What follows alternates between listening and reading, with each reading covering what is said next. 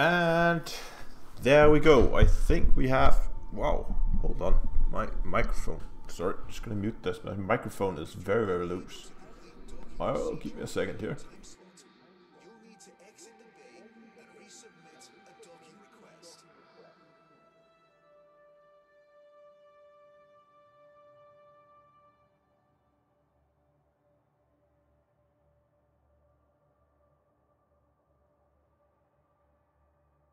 Okay, that's a lot better. Now it's not about to fall off. Anyway, oh, and now this is all fucked up. There we go. Okay. There we go. And I did manage to get the microphone. Yes. Oh, I don't need this one. There we go. Okay. That was a bit of a chaotic start. Anyway, once again, I just feel like it's gonna be fairly low key. It is Halloween, so the cube cover has got a small repaint. As you can see here, it's now nice and orange. It got a new get that right. Got one of the new decals here at the front. Very, very nice. As well as along the side here, we have some scratch marks of the paint, and got a rename. But yeah, in general, what we're gonna do, we're gonna head out to a compromised nav beacon. We're gonna shoot up some NPCs, and the goal for today is that I'm gonna get my combat rank to dangerous 50%. You can see right now that I'm at 39, so that gives us 11%. I hope that's something we can do. So let's get things. We are already on landing pads. We can just go ahead. And I haven't said hello. I can see Henrik is here. We have Mope. Wow, we have. Oh, look at that orange thrusters. That's so nice. Lots of the usual people I've seen before. Nice to see some friendly faces. Also changed the loadout of the cactus is here as well on the dashboard. Okay. Oh, I got a fine here. Probably should pay that. Oops.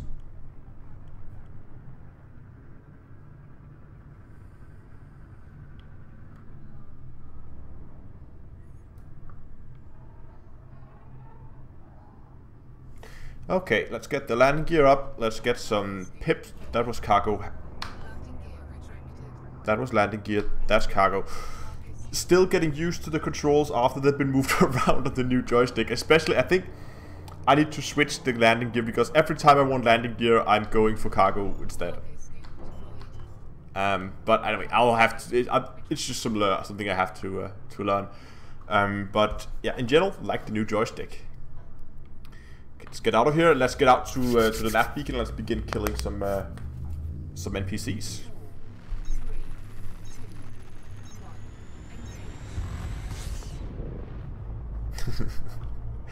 What, Henrik? What?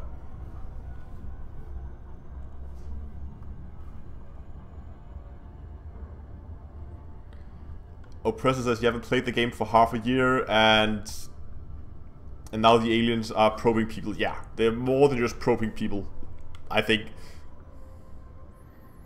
Hey, Blobfish, we're just killing some NPCs. Taking the pumpkin out, which has been renamed today. Oh, wow, look at the head wobble on the pumpkin there.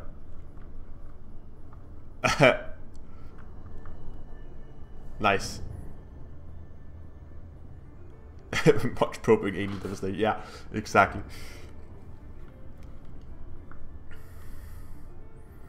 And let's see, because now with all the extra buttons I now have access to on the new joystick here, I have actually mapped, which I probably should have done a long time ago, but I've actually mapped the set forward speed to 75%, which should make this a lot easier when streaming, because then I don't forget, hopefully don't forget to slow down, and we won't have as many loops of corrections as we had in the past. Also, talking about streaming and mistakes, there's been some stability issues with my stream. I've done a lot now to try and optimize it. One of the last things I did was I actually had to rerun some of my cables, because I realized that half of the cables were still running on Cat 5e cables rather than Cat 6 cables, and if you're not familiar with network cable standards, it's basically just that my Ethernet cables were not high enough quality to handle the bandwidth that I'm pulling through them. And there we have the loop of shame. So they basically had a lot of crosstalk where you would get some feedback between the wires inside the cable, and that could potentially sometimes cause a disconnect. So change that cable, so we're now running on shielded Cat6 cables all the way to the router and to the server as well. So that should be nice. Hopefully this is gonna improve the random disconnects I have. And I've also had problems with my streaming software crashing, so I tried to move some of the load over on the GPU rather than encoding it directly on the CPU. So I hope all this is gonna give me a more stable stream, because it was really annoying in the past that I would have disconnects once an hour and having to restart the stream and everything. So, almost there. And there we go. Let's get some weapons out here and let's see if we can find anything interesting. Eagle. Eagles could be good. They're usually very easy to kill. Master Eagle. Nah. What else do we have? Adder. Dangerous Adder. I could kill a Dangerous Adder. Oh, they're not. The weapon fire is not as orange as I hoped they would have been. That's a Dangerous Adder gone. Let's take care of his teammates. Oh, I should probably move my pips around here. Some pips to systems and a little bit extra shields.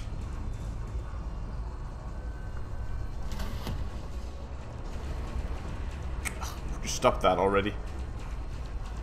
There we go. Now I gotcha.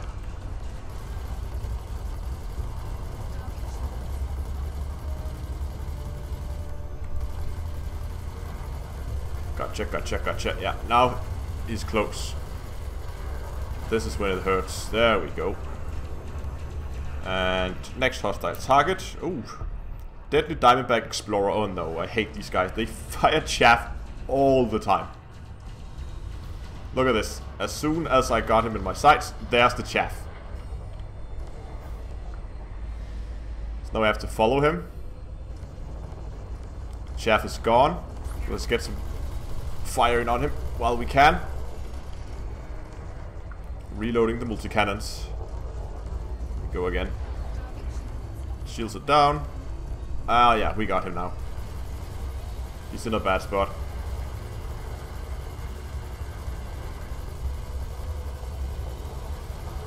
Boom. Nope, still no Type 10.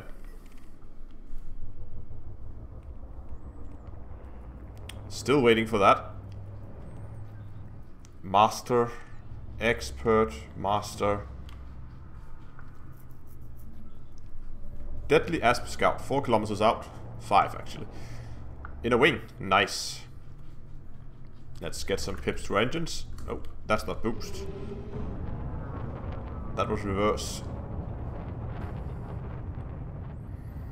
No, I'm actually surprised that we haven't seen the Type 10 yet. I would expect it to have been here by now, but apparently not.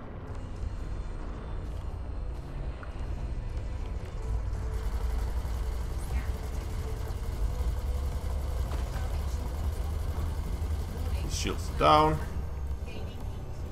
And there's the chaff. Just trying to keep him front and center here so we can easily get the cannons back on him as soon as chaff is over. Someone's firing, here we go, chaff again. Oh, come on. Can I hit him at this kind of range? He's so close though. Yeah, look at that. We can actually get some hits in on him, even though he's firing chaff. Nice.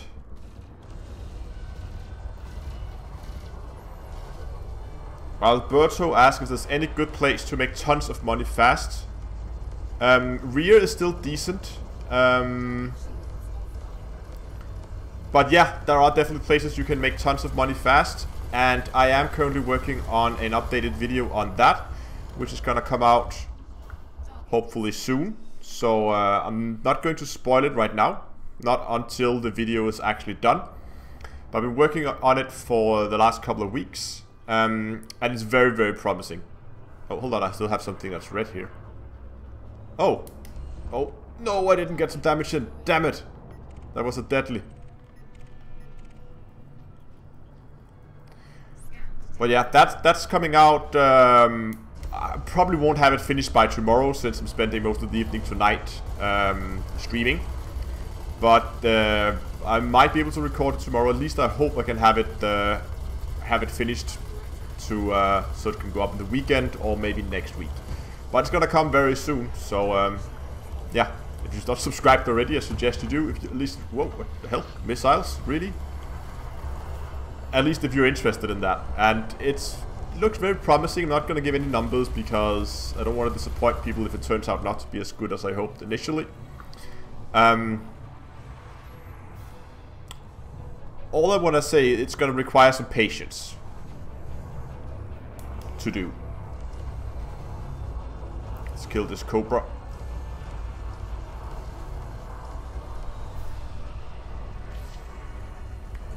There we go. Wait for him to turn around. Firing chaff.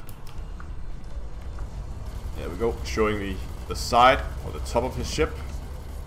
Making him easier to hit. Wait for him to fly by us. And then open up on the cannons. Follow him around. Keep following, keep following. He's dead. Let's take the next one.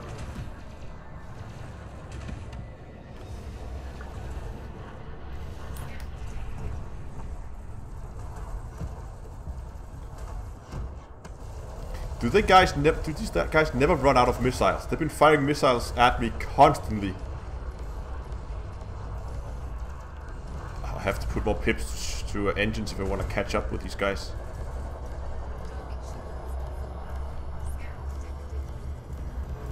Unless I really have to go and turn off my flight assists. Let's get a target lock on this guy. He is running. Oh no, he's turning around now. He's coming back.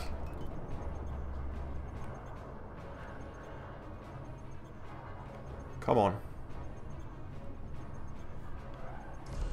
There we go, he's back in range. And chase him with the cannons.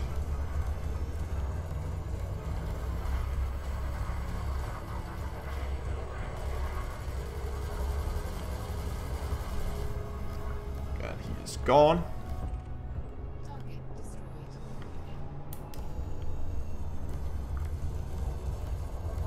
That should leave just a diamond back.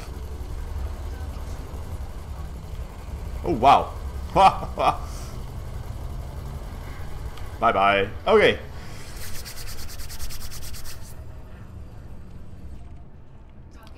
Hey Henrik, I think it's unfair to say that Ria's making media money. I mean, you can make what, 60, 70 an hour, I think, at the moment. I mean, and that's the same as you would get from Quince back when that was the thing. Oh, anaconda. I feel like killing an anaconda. Probably should target his power plant just for fun.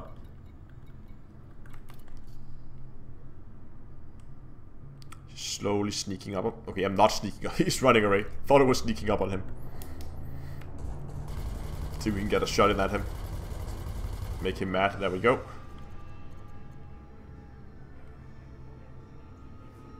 Come on. Yeah, of course it depends on the ship. Ria is very dependent on the ship you're flying.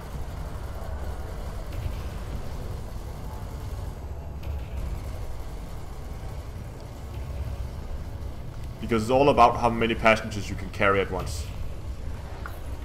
But again, even in a small ship, you should fairly quickly be able to get your hands on something bigger. Come on, come on, come on. Turn that. While he's showing me his power plant. Yes! There we go. His power plant is dead.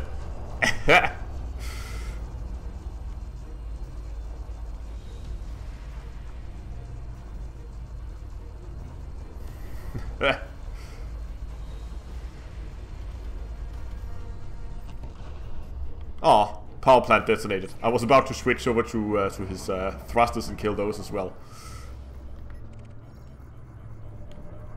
Master. Let's kill it.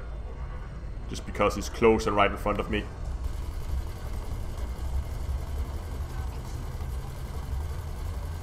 There we go. Oh, elite.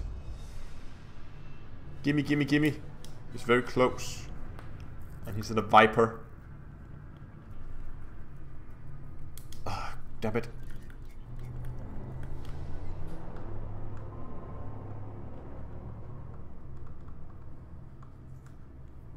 What? We have my cargo hatch open. That does not help my speed. Wow. That's why everybody could run away from me so easily. When did I manage to open my... I don't even know.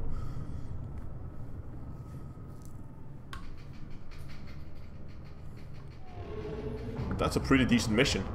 7 mil for a short-range sightseeing trip. There we go. Lasers are on him. And he's deploying chaff. Oh, he's quick.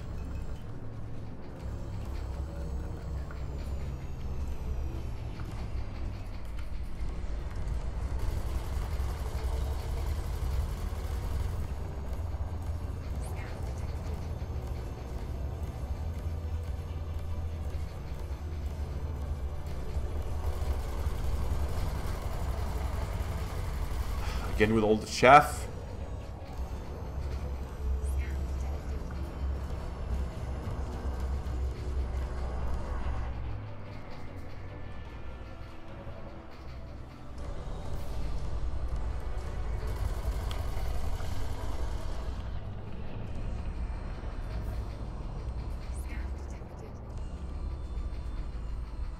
$15 million total. Nice. That's not too bad.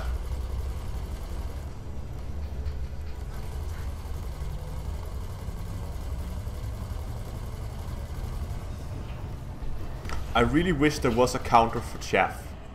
I mean, I know fixed weapons, but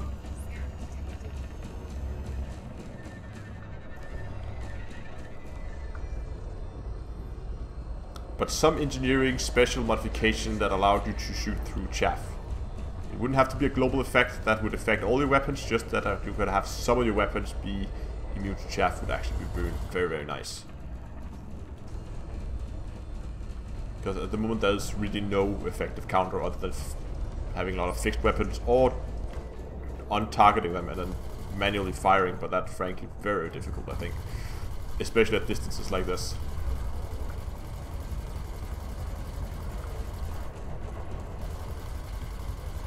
Okay, I think I got him now. Gosh, deploying chaff again.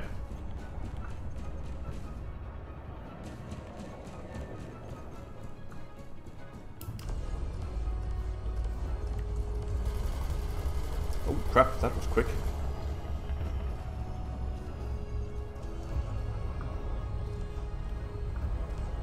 Come on, chase him, chase him, chase him, chase him. Damn it, he's boosting. Gonna put some more pips into my engines here. See if I can catch up with him. He's too far away right now. My cannon's not gonna, my multi-cannon's not gonna hit him at this kind of range. He's got his shields back.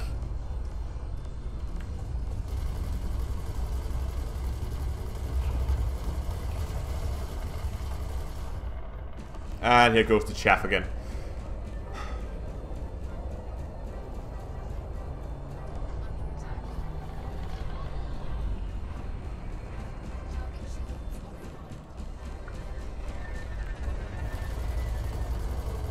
Shields are down again. Getting some good damage in on this guy now.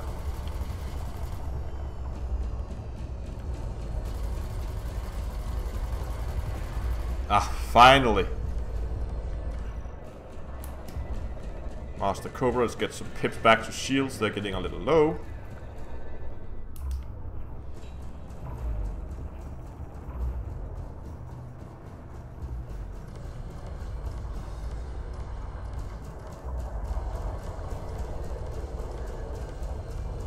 Come on. Come on. Yeah, now we got him.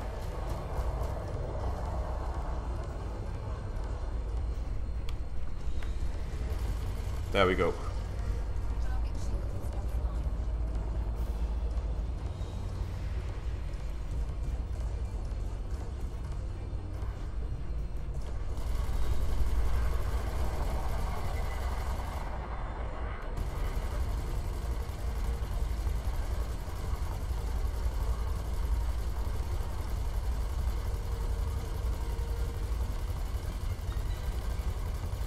Come on, 4%, really?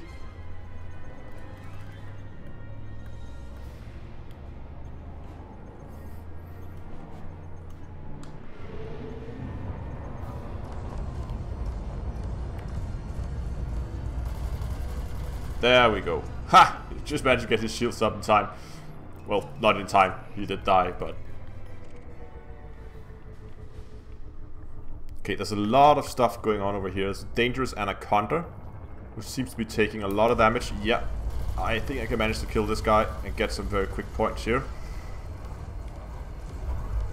It's dangerous though. Hello, spider, and welcome.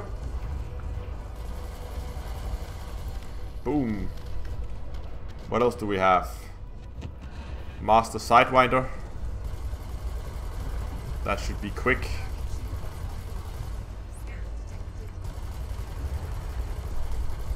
Come on.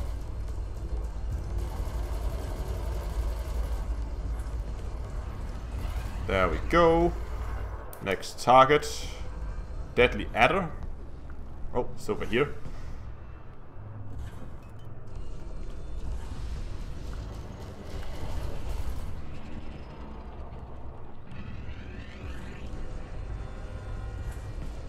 Chase him, chase him, chase him, chase him. Here we go. Perfect.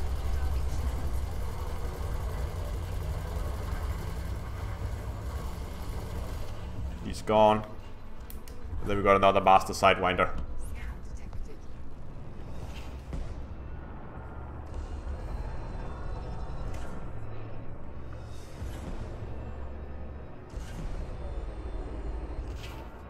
What is it he's fighting?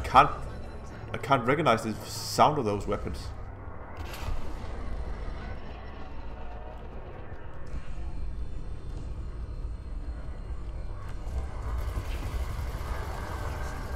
Okay, never mind. He's not gonna use them anymore. What do we have here? Expert.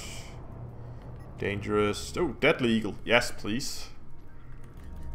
Hips to engines and go. Is it cannons? That must be very small cannons.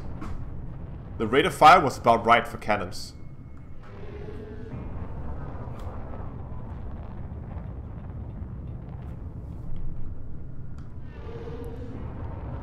Might have been cannons. I guess I've never really used this cannons smaller than huge.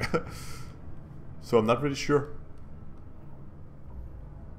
Okay, let's see how quickly we can get a Deadly Eagle who is already engaged with another ship. Slow us. Whoa. Slow us right down. Open up with the lasers.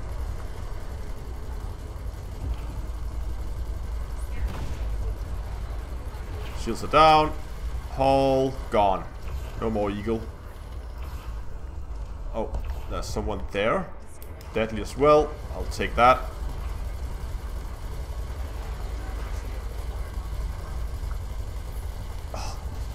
Problem with Cobras is the amount of... They have a surprisingly strong hull for their size. I mean, Eagles, once their shields are gone, they're dead.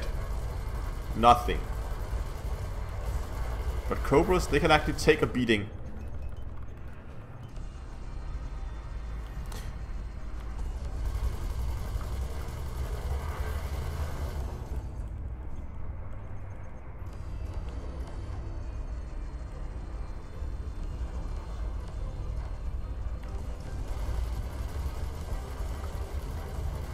And dead. So this guy's taking damage.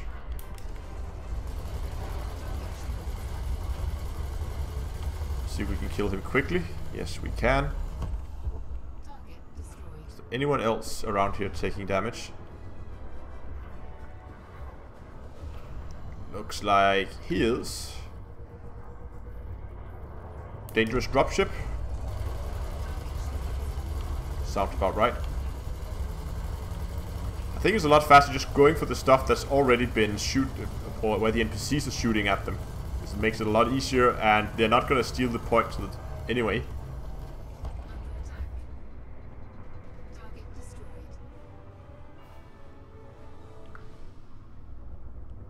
Can't hear any weapons fire.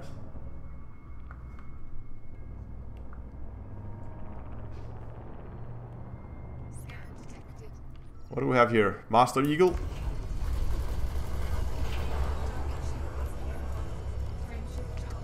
Gone. No more Master Eagle. Oh, Deadly Adder.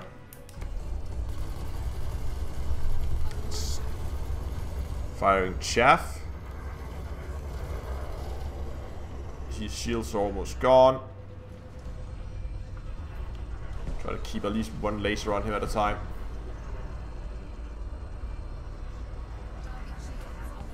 There we go. And now the cannons. And now the chaff. Oh. I'm considering changing out one of my small... I have several changes I want to do with the weapon loadout of the ship here. Currently I have two small multi-cannons, both with corrosive, which is a bit overkill. I know it's a chance-based thing, so the effect should be applied faster. But it's not really a problem, so I think I can drop one of the corrosive on the small. And then maybe go for something like emission munitions. That should give me a better target lock on them. I think it's gonna make gimbaled and turreted weapons have a slightly higher accuracy, but it's not gonna help me against something like chaff. And it's also gonna prevent them from firing off a heatsink, and then I lose target lock on them. So I'm thinking of going for one of those. And then maybe going for a pulse, considering changing the large laser out for a large beam laser out for a pulse. Oh, Anaconda. Deadly Anaconda. And then putting some Scramble Spectrum on or something like that to fuck up their modules. But I'm not really sure. I want to do something with the turreted lasers. I think they need an upgrade, but for what, I'm not sure. Okay, now he's taking damage. So let's join the party.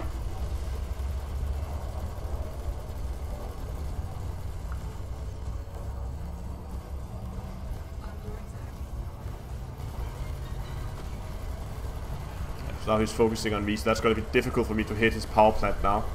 Unless I can force him above me. Like that. Exactly.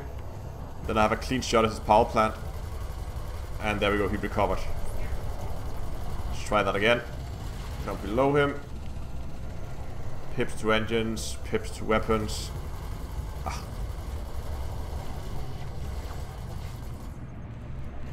Pips to engines, something off his shields. There we go.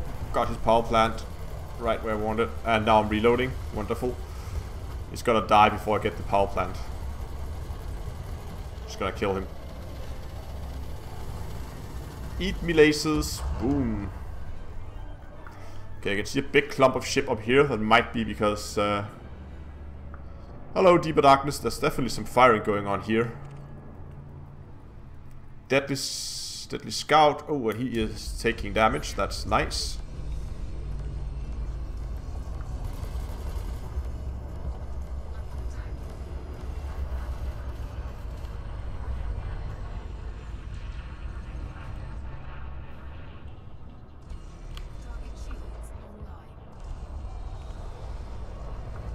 Yeah, that damn Anaconda's not doing what I wanted to do. Just show me your belly so I can hit your power plant. I thought there were other people shooting at this guy, but apparently not. There we go. Now you're gonna have a bad day. There we go. Master Eagle. And debris hitting my ship everywhere.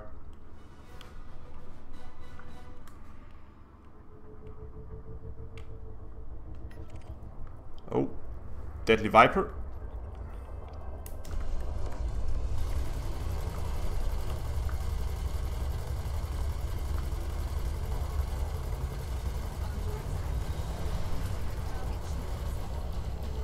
Ah, just managed to drop his shield. Come on, come on, catch him, catch him, catch him.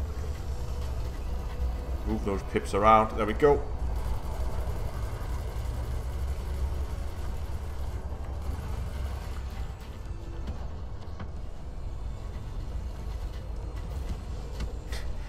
That is what you want them to do. You want to get the underside of an Anaconda so you can hit the power plant. The top side is too well armored because of all the plating on the top. And if you hit it from the front, there's too much Anaconda in the way. So you can't hit the power plant. You can hit it, but it's difficult because there's too much stuff to penetrate before you actually get to the power plant. So the most efficient way is definitely to hit the belly.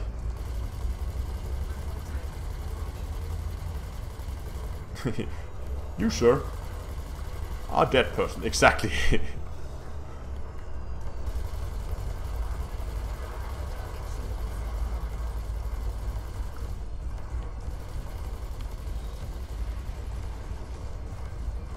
Oh, well, we should probably look at the progress to see how we're doing in terms of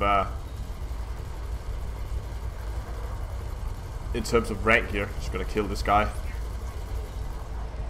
He's not doing a... I mean, for a guy who's supposed to be deadly, he's not doing a very good job of evading a corvette. That's the first time he actually managed to get out of my my line of fire.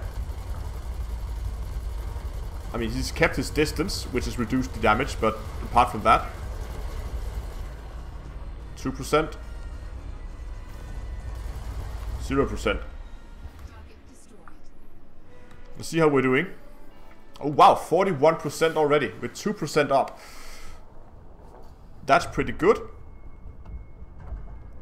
I see a bunch of ships over here. Oh! Someone's taking fire. Master dropship. But he's already been shot up, so I was just gonna guess I'm just gonna join the fun here. Get a quick kill.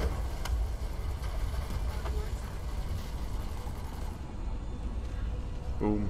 Gone. What is that? That's a Master Eagle. Deadly Sidewinder? Yes!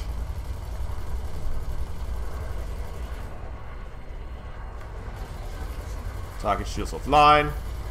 Sidewinders have no armor at all. Gone, but he was in a wing with a dangerous eagle. Who, again, as we talked about eagles, once the shields are gone, there's no more eagle. Oh wow, this is a resilient little one. Come on.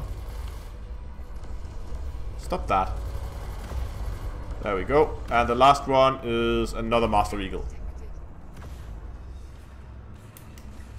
Yeah, I know. Oh, we're talking about the Panther Clipper now.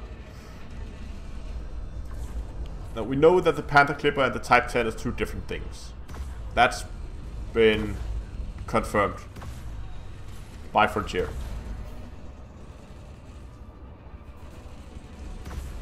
Yeah, Type 10 is something that has 4 Type 9 asses. It really looked like, from the images we've seen, they're firing fragmentation cannons. This guy is fast. From the images we've seen, it looks like it's just going to be a Type 9 with extra engines strapped to the side. I mean, with all those engines, that thing gotta be maneuverable, I guess. Or at least go fast in a straight line. There goes the shield.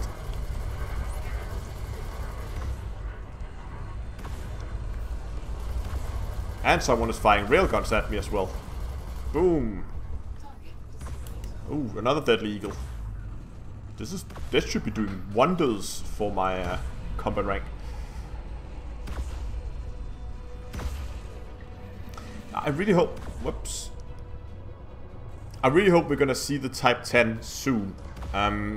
It feels weird that it haven't been introduced into the game yet, or it might be. Maybe it's only for sale at very specific locations or something like that, and we just haven't found it for some odd reason. That might be.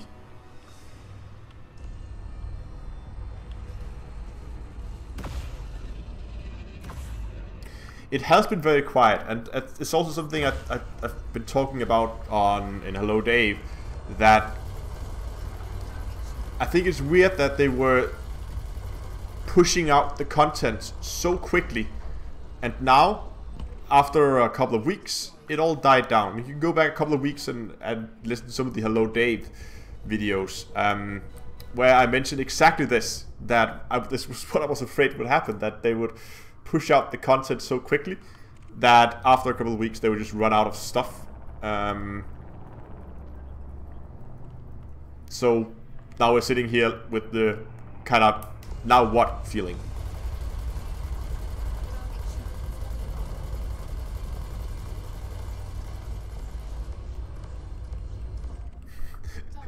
Yeah, just to be safe. It's okay. Strongly considering just using Dave as a internet name, because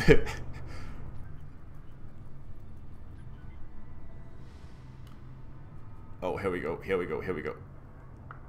Deadly Sidewinder, and there we go. Ah, chaff, really?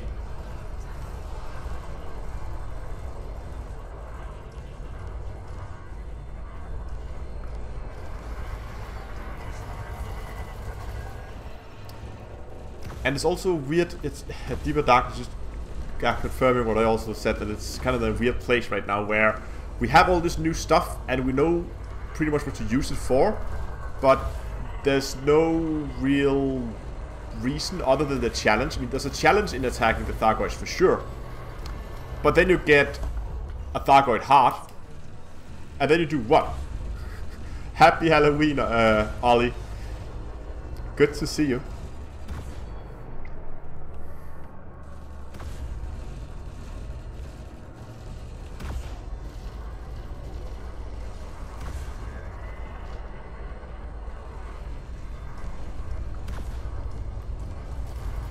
Little Sidewinder. Oh crap, I'm already out of ammo. Okay. I don't think I have any iron to so we can synthesize more of it. Let's just kill this wing and let's figure out what we actually need to synthesize. Maybe we should actually go and get some on the planet so we can just synthesize it out here.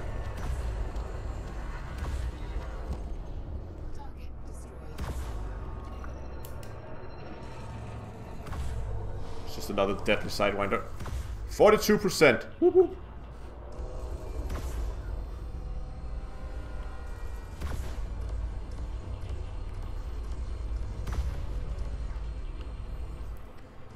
Yeah, Ollie made urban exploration. I think it was some of the earliest videos he did.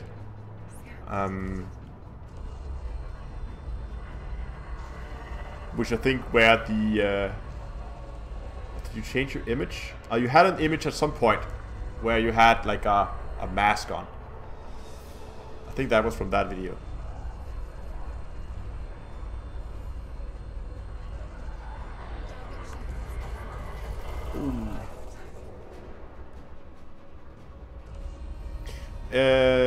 Logon, if anyone seen if the Thargoid heart work in the base. I can't remember, was the heart I brought out there?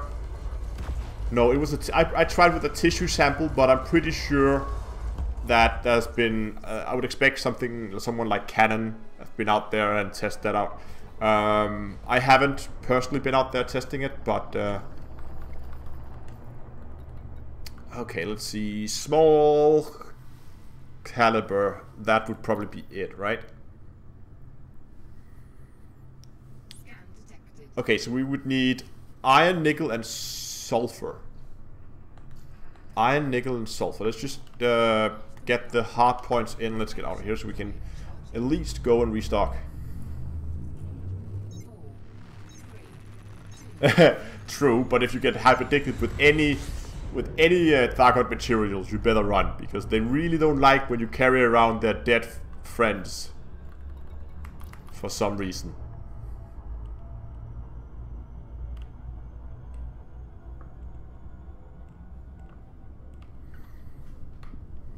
And now put that into autopilot, and let's just very quickly see.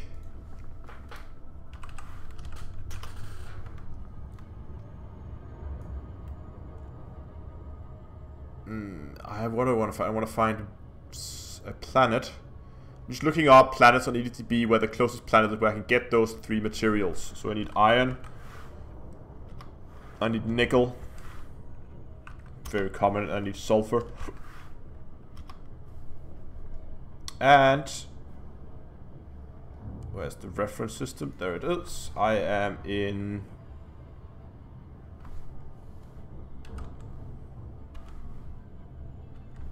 I forgot the name of the system I'm in.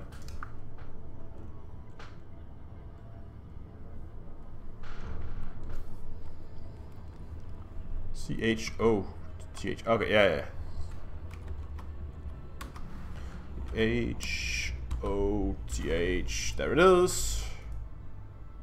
Find. Oh, hold on. Who the hell?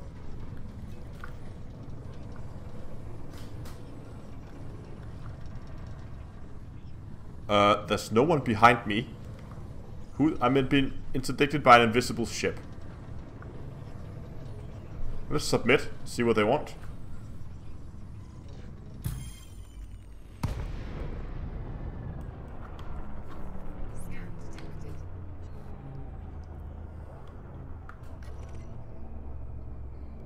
Ha! Really? Do you really want to do this?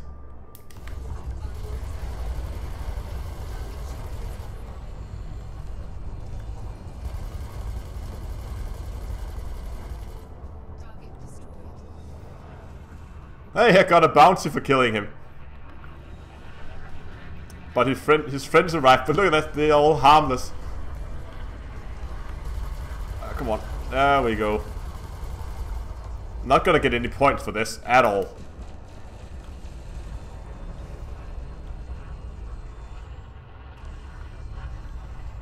Come on, come on. Catch him, catch him, catch him, catch him.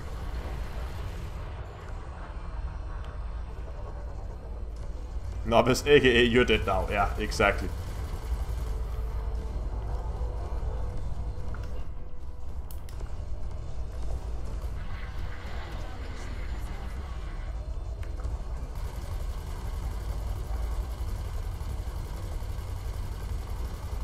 Okay.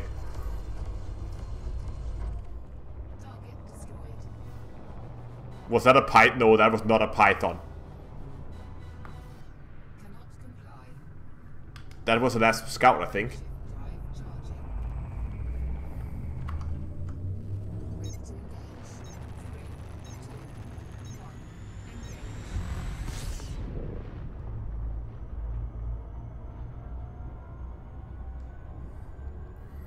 You can actually find planets that has all of these materials.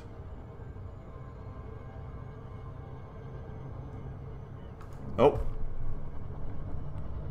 Whee! But we have to go to Sol to get them. Apparently we can get them on Mercury and Europa. Which is 100 light years away. Yep, loop of correction. So I don't know if we really want to go and collect materials. That's gonna take us 20 minutes to do that. Maybe half an hour if we're gonna collect enough. There's a Diamondback scout. Okay, it was some scout. I don't get it. Died. It was quick. Okay. Still 42%, of course.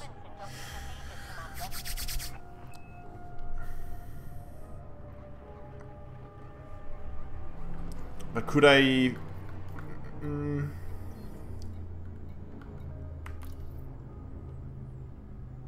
I could do with just... Yeah, but then I would only have one refill. Because I need... I don't know. I think... Oh. There we go. I think we're just gonna have to go back and restock, and next time I'm taking it out, I'll probably have to try and get some materials beforehand, so we don't have to go back to the station all the time, so we just synthesize the ammo while we're there.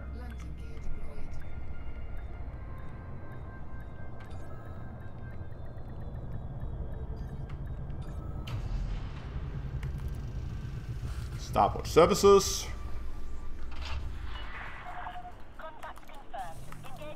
Refuel, restock, and we're out of here.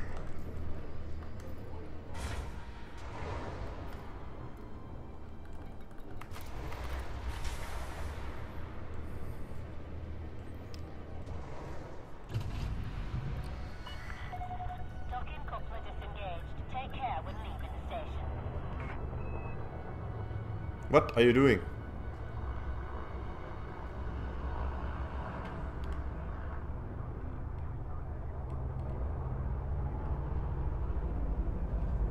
There we go. Landing gear up. And get the nose in the right direction. There we go. Okay. So 3% on that first one's pretty good. And it's taken under an hour. So I'm hoping we can do about 15 minutes left before we've been playing for an hour. So I'm hoping we can do around 4% per hour.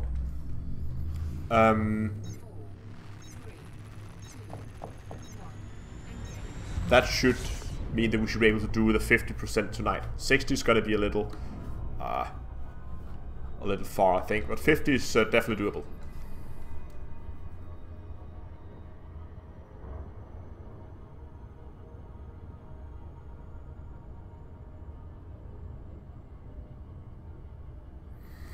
Dear Doctor's asking for any more playthroughs like my Lone Echo that I want to do.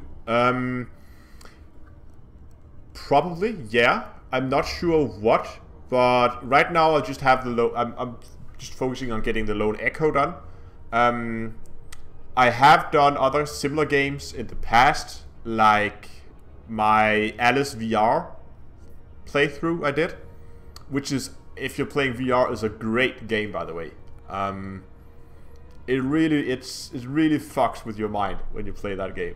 It's a VR version of Alice in Wonderland, but kind of with a weird twist. It's not like a cartoonish thing.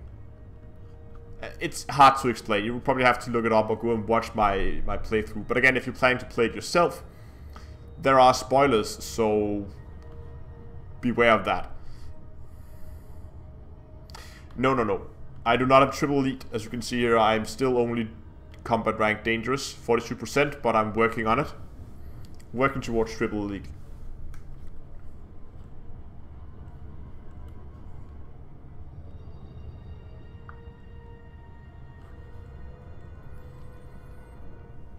I have nothing in the pipeline right now, but especially because I still feel like there's a lot of content left in Lone Echo. It is not progressing as fast as I would want. I mean, I try to keep those videos at around half an hour. I think that's a good length. I might want to do, if I do another game later, I might want to do them slightly longer, especially if it's a story game, because you don't get that much new story in terms of in just half an hour. Alternatively, I should begin to edit them down so we only get the highlights, but I really want to try and keep those playthrough as raw as possible, because otherwise it kind of defies the purpose of a playthrough if you begin to edit them too much, I think. But I would normally, when I begin to get to the end, or when I'm done with the Lone Echo, I'll probably begin to look around, see what other games there are. that I want to play. I have other games that I want to play that are maybe not that story driven, but are very, very fun. Been looking at the Star Trek Bridge Crew, which is absolutely hilarious to play. And we've also been playing other VR games, which has been very fun.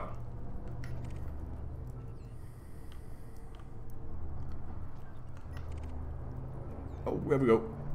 Deadly dropship. And he's in a wing, so probably with the guys I saw before.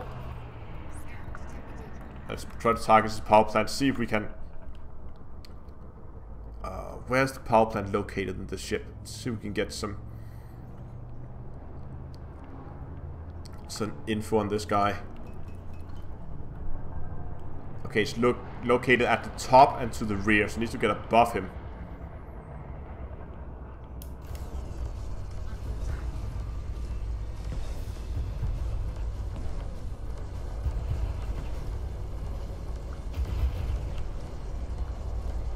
See if we can do the same trick as before, where we go... Oh, now I'm heading below him. And that put Pips... They're outturning... Wow, he outturned me.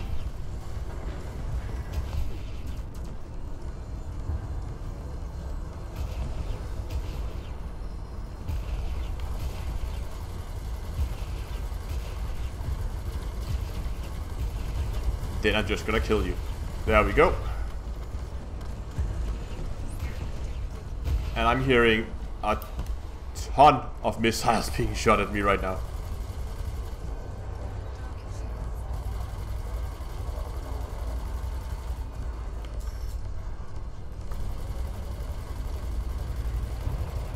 He's not firing chaff, that's nice. How nice of him.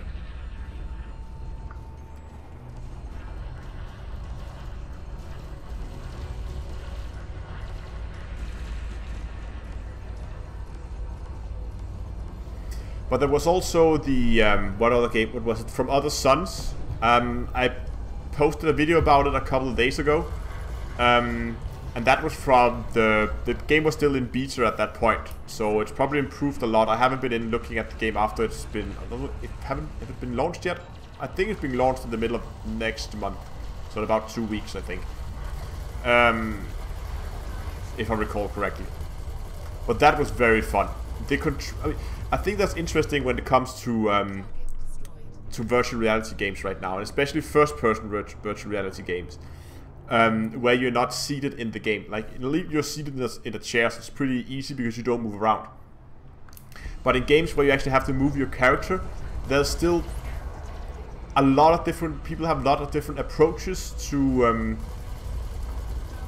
how you move around. Because if you just have a normal move forward and then the character begins to walk, you have a tendency to get very motion sick. And I like the way that it did it in From Other Suns, where you have your character in first person, but as soon as you begin to move, the camera stays where it is, but your character then begins to walk, so you then get the character in third person. And when you then stop walking, your the camera then teleports to the location where your character was. It looked a little weird in the video, and especially because you would also have controls that would like turn your camera 45 degrees, so you wouldn't have to spin around yourself all the time. And that looked a little weird in the video, and it's the same way you control it in Lone Echo, at least with turning. But it feels a lot... when you play it, it feels very, very natural. It looks a little weird on video, but it feels very natural when you play it, to move around like that. But it's an interesting thing. It's an interesting problem that many people, or many game developers are facing at the moment.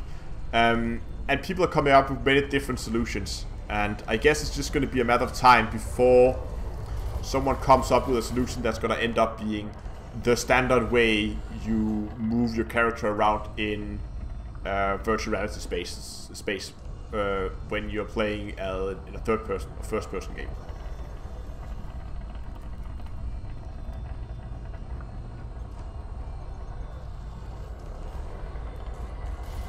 Because I think in Alice VR, they just went with a straightforward approach where your character is just moving when you move it around. So your camera is just moving with the character, and that can be that.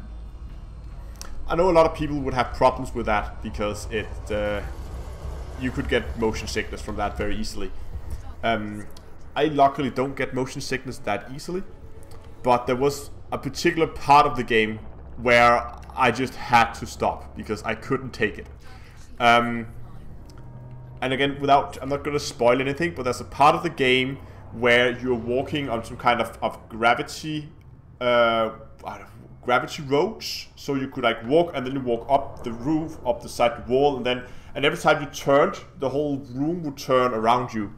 And that was just stomach turning, and I tried it one weekend after a Friday of a little bit too many beers.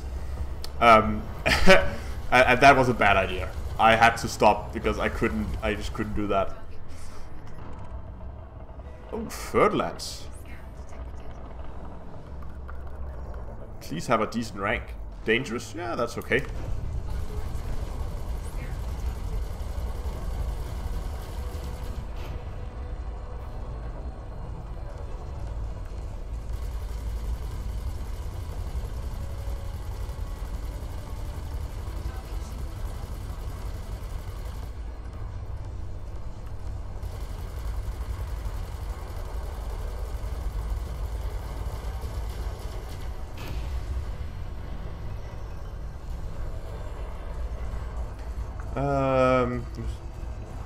Use the dark shadow in the center lower part of the VR as a grounding technique. A lot of people said that it worked. Can't remember. Yeah, I've seen a lot of games that that's why I think we see so many space games in virtual reality, because as soon as you put a space helmet on people, all the motion sickness goes away, because then you suddenly have a fixed point around you. You don't have the feeling that your character is just drifting without you moving. You suddenly have the feeling that, oh, but I'm just drifting through space because my thrusters are pushing me. For some reason, it doesn't incur that much motion sickness as it does as soon as you give a helmet and there is this visor and you can see the edge of the helmet around you. Then it makes it a lot easier. So I think that's why we're seeing so many space games, which I love. I love the fact that we see so many space games in VR. But it seems to be the dominating part of games at the moment, being either space games or some games where you are seated, so anything where you are either flying a ship or driving something. Seems to be a very popular titles.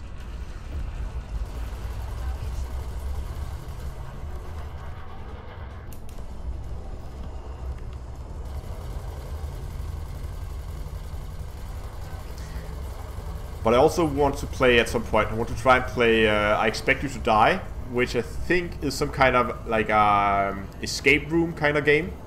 And that sounds so fun in VR. Something I have, probably not something I'm going to make videos of. It's probably going to be one of those games I'll just play on my own in my spare time when I'm not making videos and not working.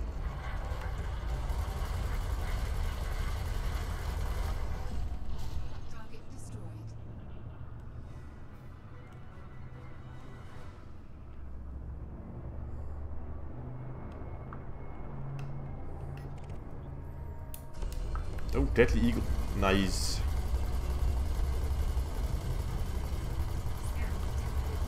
Oh, come on, come on, come on.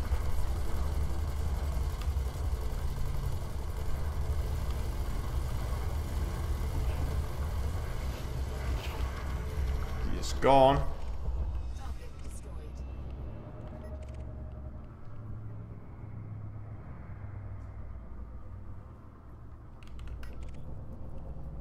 Deadly Viper.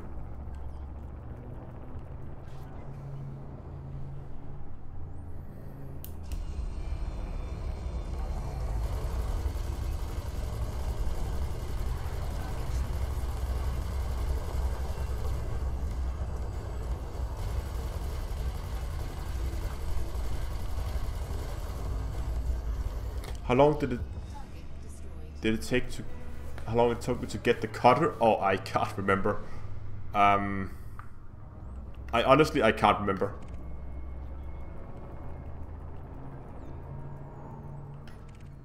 The cutter was the first of the big ships I unlocked. Of course, the Anaconda, which you already have access to, but I unlocked the cutter because I always liked the design of the Imperial ships. And I did at some point want to try and build a PvE ship out of it, and then I realized, well, the cutter is just a better choice, so I began unlocking the cutter instead. Not a cutter, sorry, the corvette is just a better choice when it comes to PvE, I think at least. So I began unlocking that instead. But you can unlock it fairly quickly, I think. Oh, targeting cargo hatch. But yeah, 2 weeks sounds about right if you're... It depends on how many hours you play, but it sounds about right.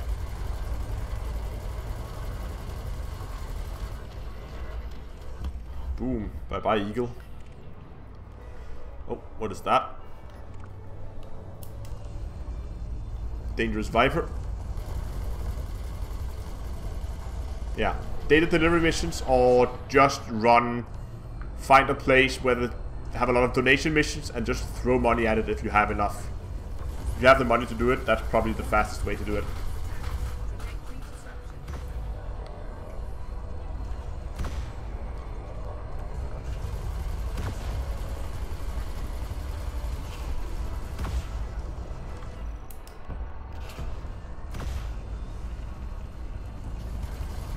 Ooh, dangerous sidewinder. Taka taka taka taka. Død. Bye bye.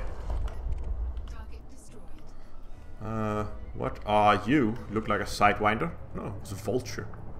Okay, wow, okay, it was just far away. Master Vulture? Nope. Deadly Explorer? Yes, please.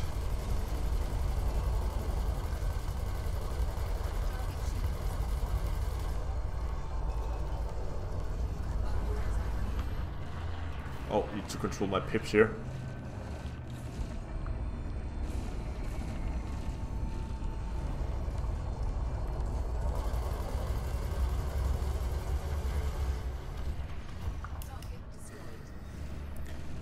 Got you ranked to Baron by doing data missions. I think data missions is, yeah, one of that data missions and donation missions are probably the fastest way you can get your rank up.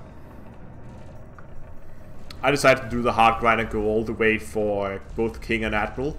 So I have that unlocked. Not that there's any reason to do it, other than anticipating that they're gonna do something with the ranks. And so, okay, I'm tired of chasing this guy around. All pips to shield, get the fighter out. Okay, I've not been using the fighter that much in with this joystick, so let's see how it goes.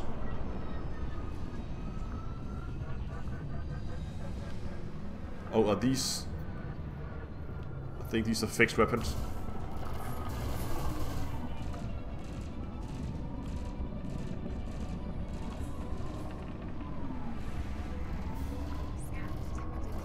Yeah, these are fixed weapons, damn it.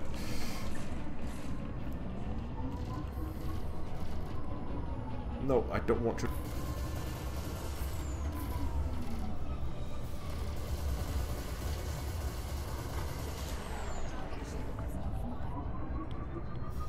Haha!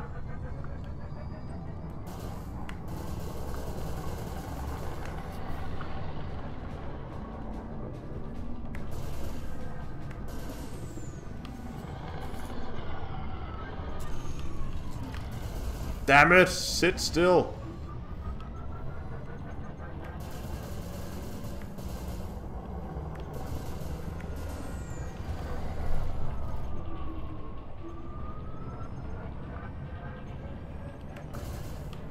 Come on, come on. I really should fix... I go for gimbal weapons.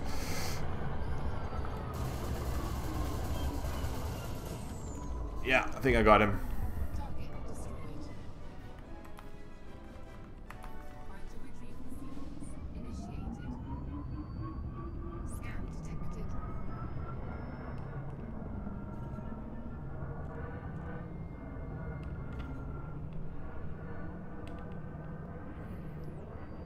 I'm pretty sure alliance rank is gonna be a thing.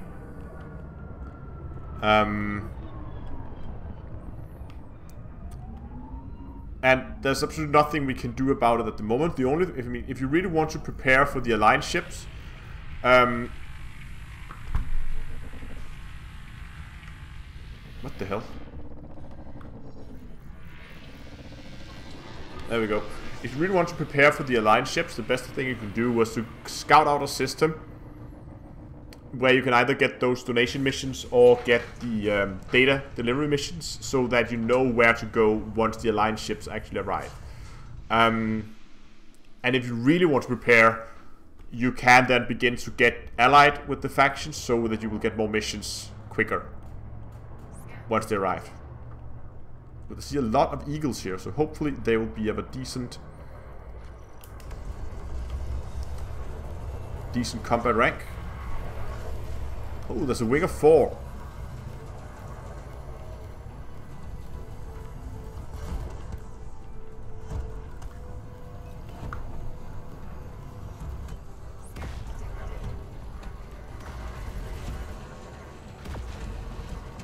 Ha! Look at all the missiles though. Boom.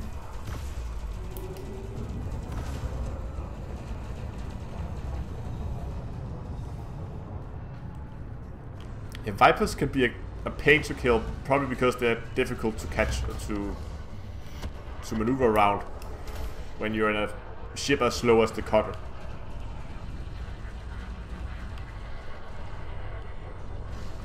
Would you stop?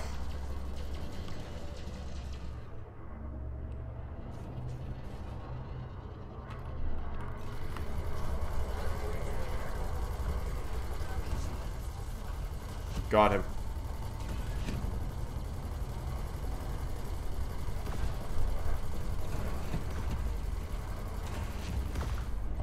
Once you get in the right position around them, it's not that difficult, but it's just that getting in the right position around them that's the difficult part.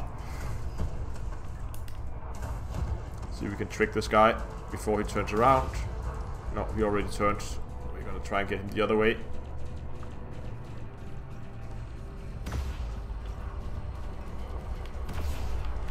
There we go.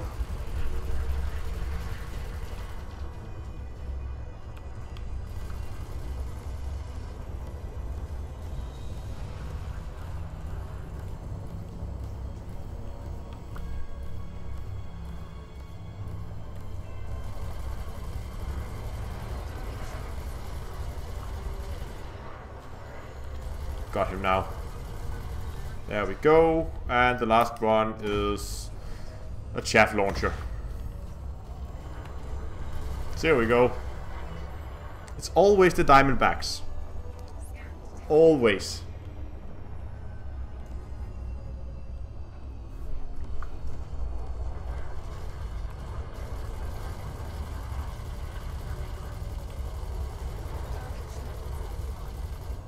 And there goes the chaff again.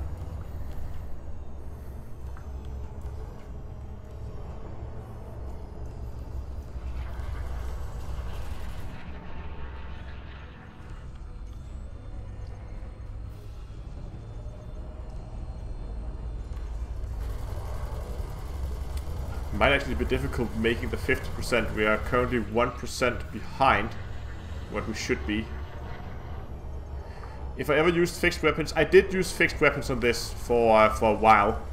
But after I began going to these compromised nav beacons, I switched back to gimbaled, because most of the ships are very small. So I prefer to use gimbal weapons, which just makes it a little bit easier getting the shots in on the target. Oh, Elite Eagle. Yes, yes, yes, yes. But if I were going to, let's say, a conflict zone, I could go back and use the plasma accelerators, which I used before. So it depends on the situation. Target destroyed.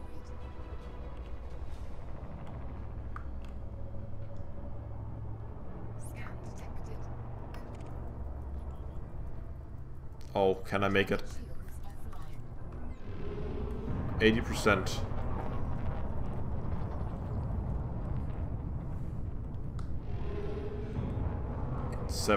No, I'm not gonna make it. Master. Expert. These are all not that interesting ship. To be honest. Let's find something else.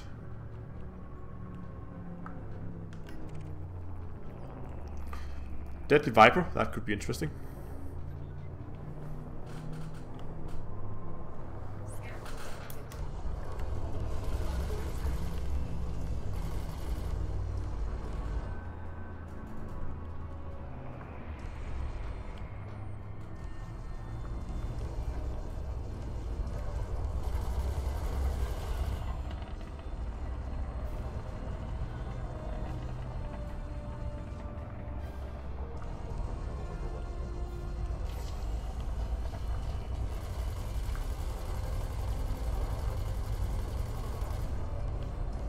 Oh, you know what I could do? That might actually be fun.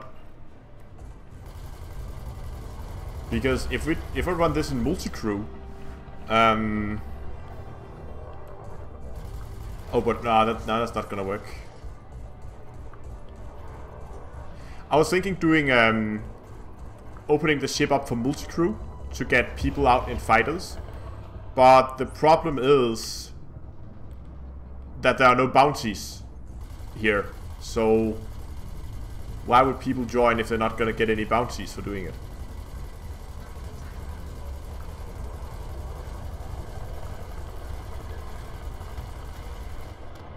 Because I don't think NPC crew members take some of your rank, but I don't think if you're in a multi-crew that they do. But again, people wouldn't get anything out of it. Hello, Terminator King. Welcome. Oh, maybe some pips into my shields. What? Did someone just bump into me? Deadly Cobra running away.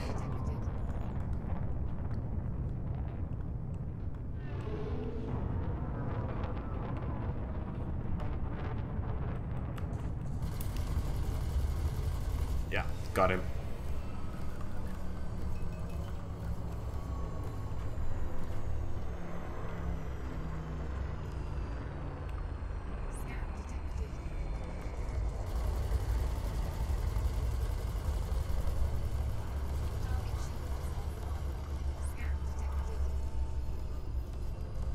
We actually, we're pretty much on time then. We're at 43% now. Oh wait, so we're not on time. We got the 4% that we're planning to get every hour. Let's get to 44.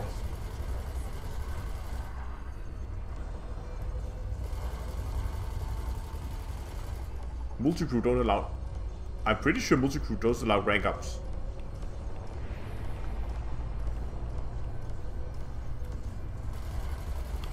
But the question is if the experience gets split when you are in multi-crew,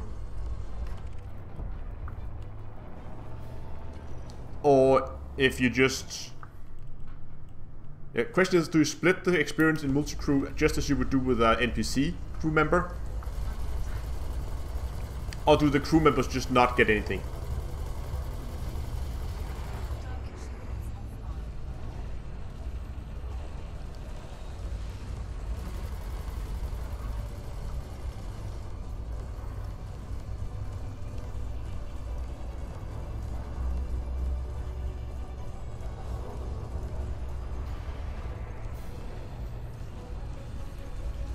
I know that the payouts you're getting depends on your combat rank. So if you are a novice combat pilot and you go into multi-crew with an elite, you will get a lot less credit payout because your rank is so much lower.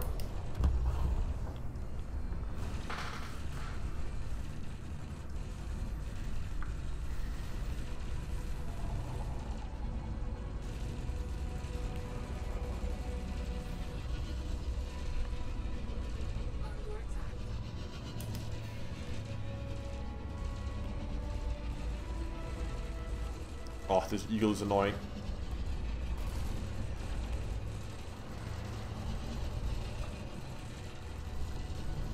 Ha! Let's get some pips into engines. Tired of chasing this guy around.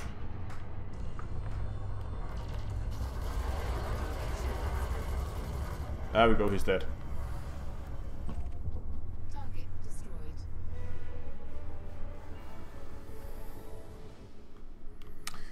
Okay. What else do we have to kill? Are we at 44% yet? Yes, we are. We're about 5 minutes behind schedule then. Oh, I see lasers. Lasers means if I can get there in time, it means easy points. Oh, also here.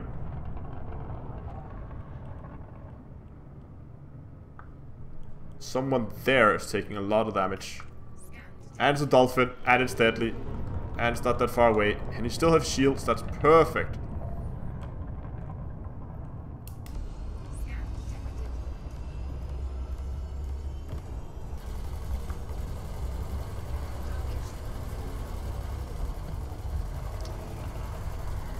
Whoever ordered the sightseeing trip to this system is gonna have a bad day. Unrelated question, what's your favorite movie? Oh, that's actually... I think that's... Target destroyed. So I have a bit of a weird taste in movies. Deadly Space Cow. I actually think one of my favorite... Oh, he's... Come on. Ah, fuck, can I catch this guy? I think one of my favorite movies would either be the movie version of Phantom of the Opera or Les Miserables. Both very good. Which is not space movies at all.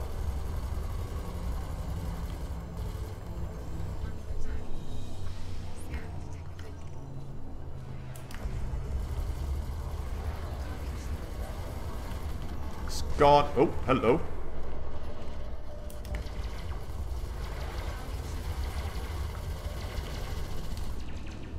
Okay, I think I managed to get myself enough attention for now.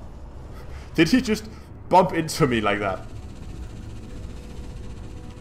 Trying to ram me. Stupid assault ship.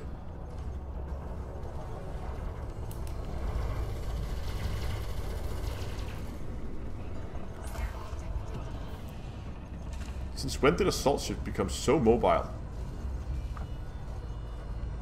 Ah, someone's shooting missiles at him. Thank you very much. Target destroyed. Dangerous Viper. Ah, let's kill what we have already.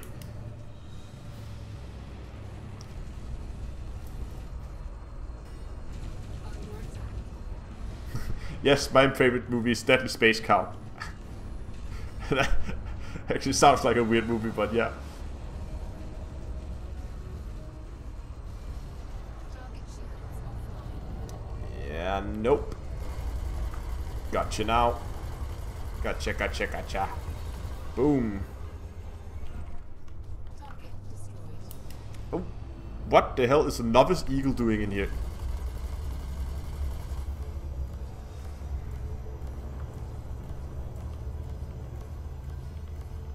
Target shield. Get over here. Okay, just forget about the novice eagle and fly towards whatever they're shooting at. Over there.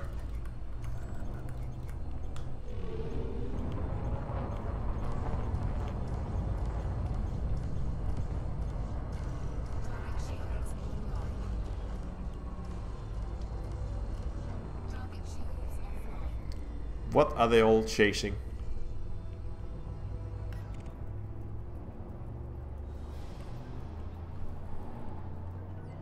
Frameshift charge detected.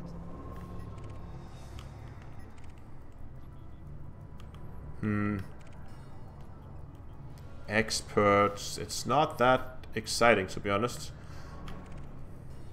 Master. Master. Scan detected. Master as well.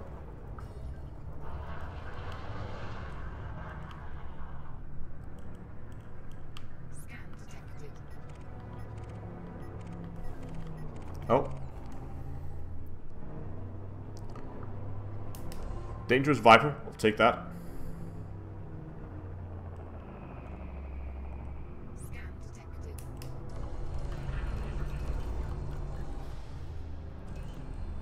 Under attack.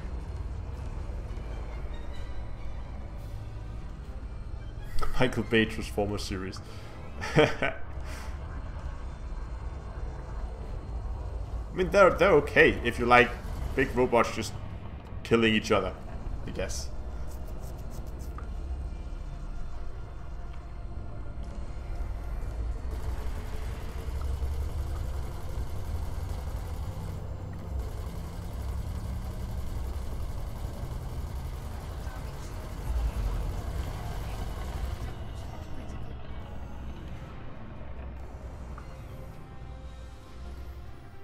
I can see, I mean, if you like the Transformers movie, why you would like Pacific Rim as well. It's kind of similar. I mean, huge robot or huge monsters killing each other.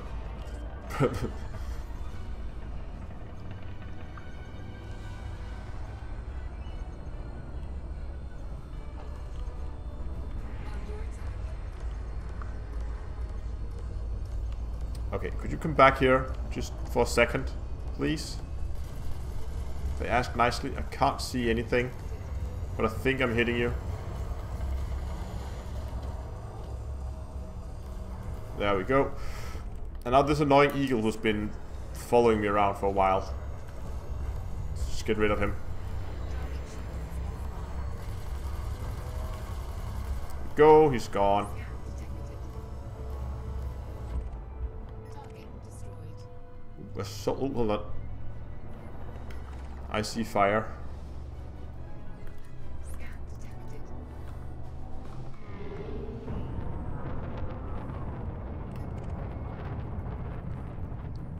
That's a deadly eagle.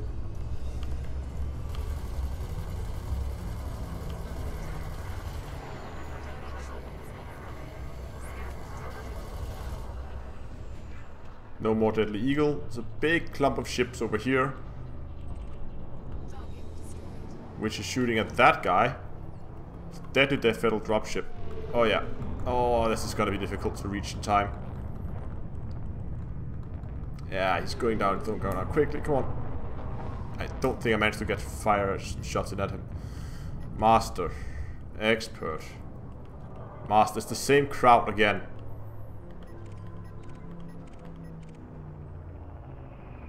Fighter. Dangerous assault ships. Pretty much the best we got right now. Oh wow, we are also very far away from the nav beacon. Let's head back again.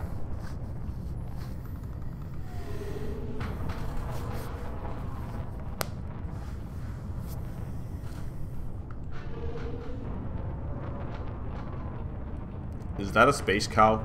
Yes, it's a space cow. It's a master space cow.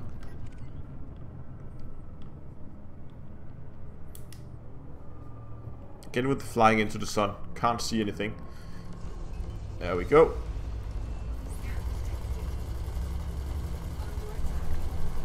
Button down.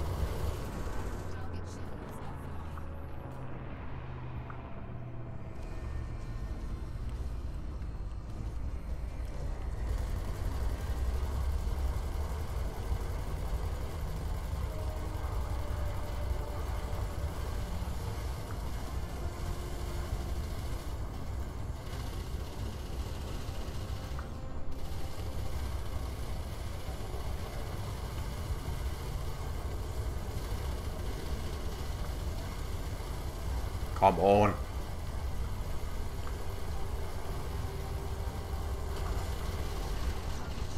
Really?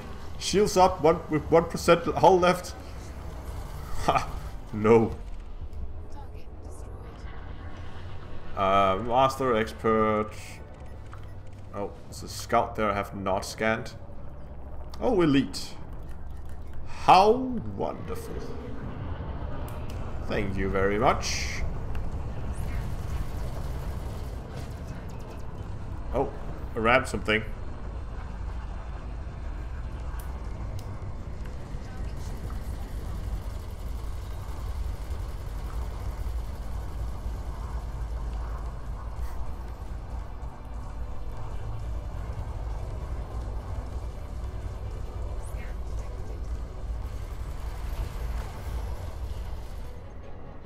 Wow, that's a tough asp scout.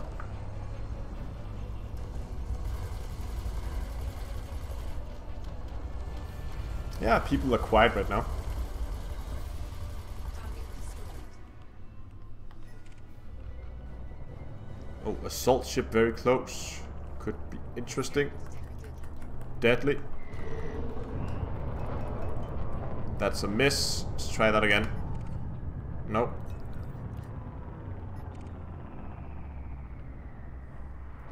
Scan detected. Scan detected.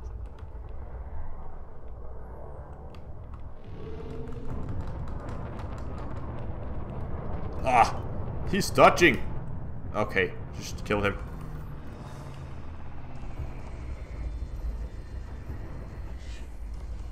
Under attack.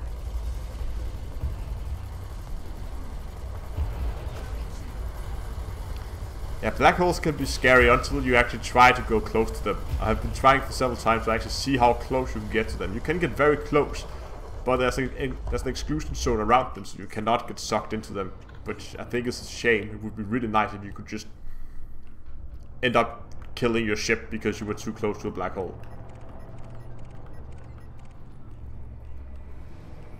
Dangerous Cobra.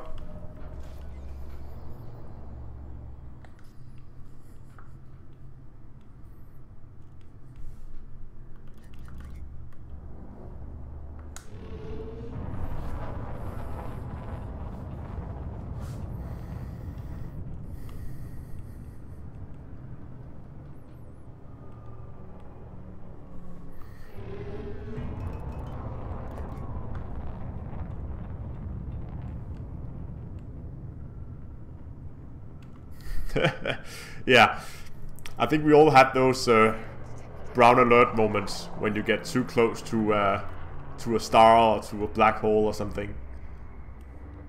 Especially with black holes because, yeah, well, as the name suggests, you can't really see them.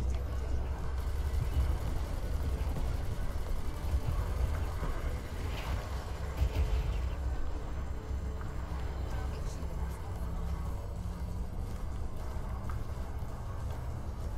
Scan detected.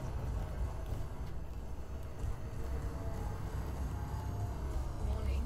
Temperature critical. Yeah, but I know there's a problem with realism around black holes, but there's a lot of stuff in the game where I think it's important to remember that there are two important factors when you make a simulating game like this. One would be realism, that you have to try and stay as close to reality as possible. But the second one, which many people often oversee, is gameplay reasons. There are just things that you have to do in a game where you have to accept that it's not going to be realistic in order to make the game more playable. For instance, it wouldn't be fun if your character, you would have to sit and wait while your character went to the toilet every now and then. I mean, that would just be annoying. Or if you ran out of food or something halfway through your trip, that would actually be pretty fun. But if you had to stop and eat in real time, I mean, stuff like that it's not realistic that you are that you're out there in space for so many hours and not eating anything. But that's for gameplay reasons, and I would expect the same thing would be the same with why you would not be able to retrieve an escape pod from a black hole, because that would then effectively mean that your save has been deleted if you died in a black hole, because no one can save you.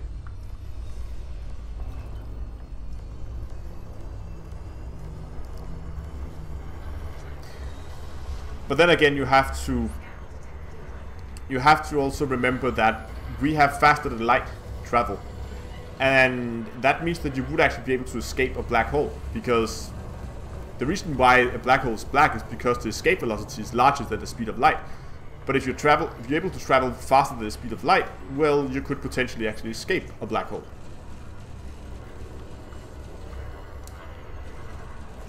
So maybe it's not that unrealistic that your escape pod gets saved from within a black hole. But then again, you have the time. Why do your escape pod get saved and you are instantly transported to a station even though it might be thousands of light years away?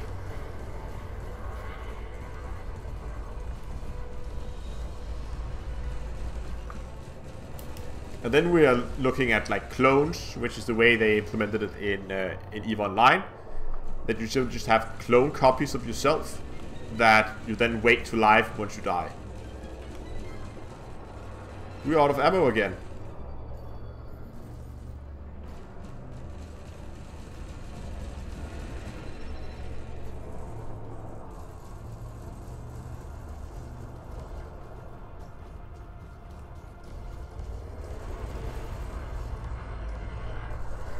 Oh, hold on.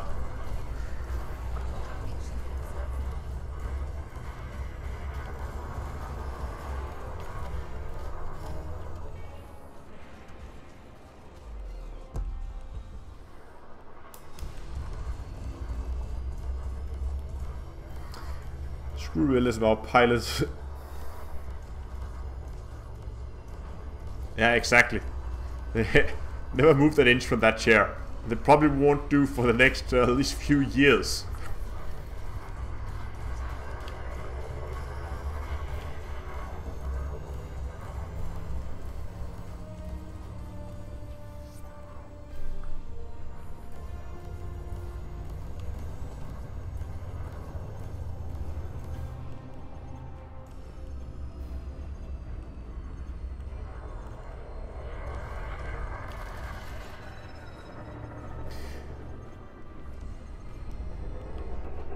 But actually, I would have to agree with Ollie. I can live with a game not being physically correct or being completely realistic if the gameplay is fun and engaging and the game is challenging.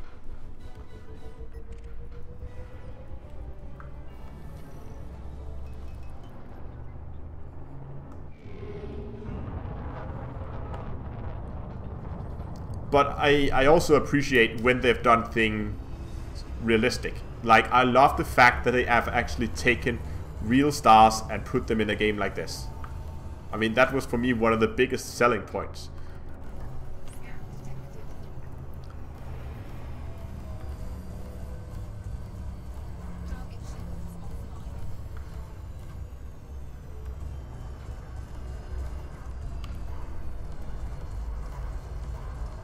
But yeah, it's very subjective.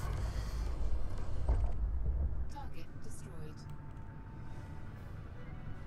Thought I saw someone being shot at over here. Hello, Mr. Master Eagle.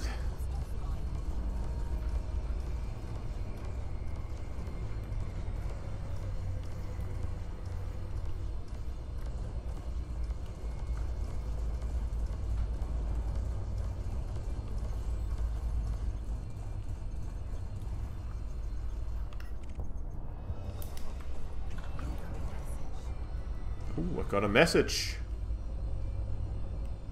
Scan detected.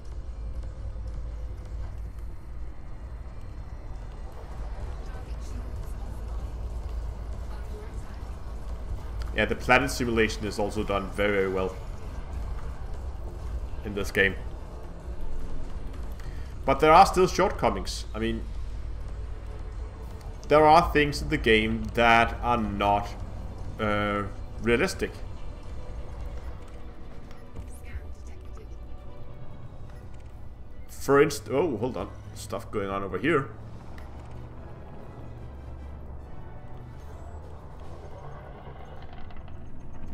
Hold on, let me just find my next target.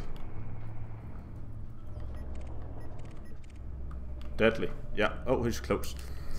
For instance, if you go to pretty much any planet ring, first of all, the rocks are way too big, and the rings are way too thick. In reality, the rings shouldn't be more than, I think, at the thickest point around 2 kilometers. Maybe up to 10. But in most places, we're looking at about 1 meter. with rock sizes being mainly the size of particles in cigarette smoke. That's the size of the rocks that we're looking at. There are a few rocks that are larger in size, but most are minuscule. So the belts in Elite is not very realistic, but that's one of the things they had to implement for gameplay reasons, because otherwise, I mean, rings would basically just be a place where you couldn't go because there would be nothing to see once you got there other than a flat disc that would still look one-dimensional even though you were actually there. So, is this guy running away? I think he is. Yeah, there we go, he jumped.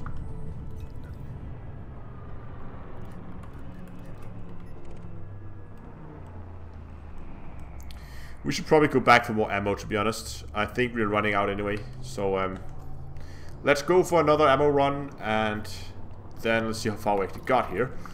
Go. Frameshift drive charging.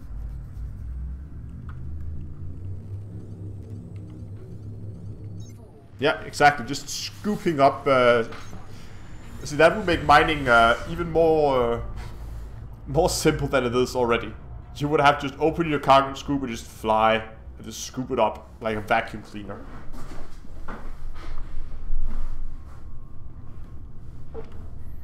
Okay, so as we're heading to the station, let's have a look where we got at. 45%. We're 5% away now.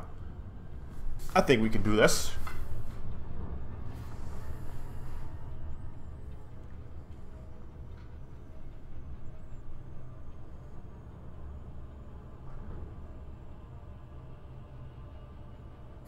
Two moons where you don't have to leave orbital cruise to enter the other. How close were they together?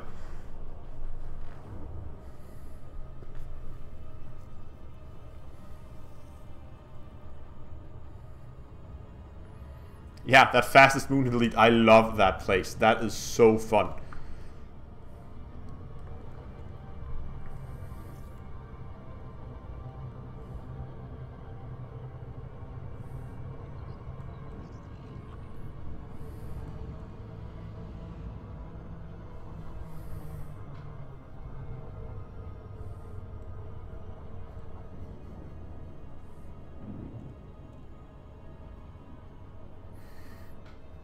I love that pumpkin bobblehead. Whee! Oh crap! What the hell?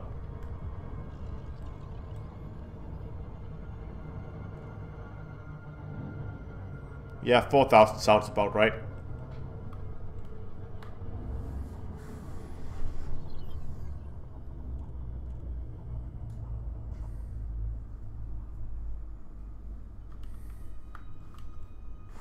Why did that not set the speed right? Okay, there we go.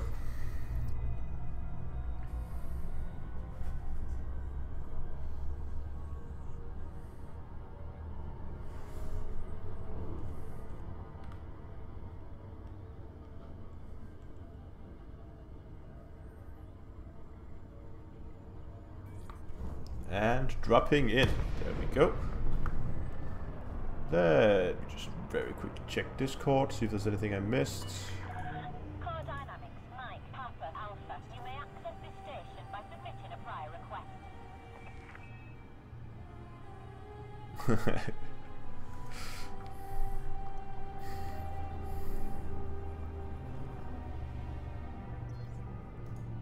People posting silly stuff on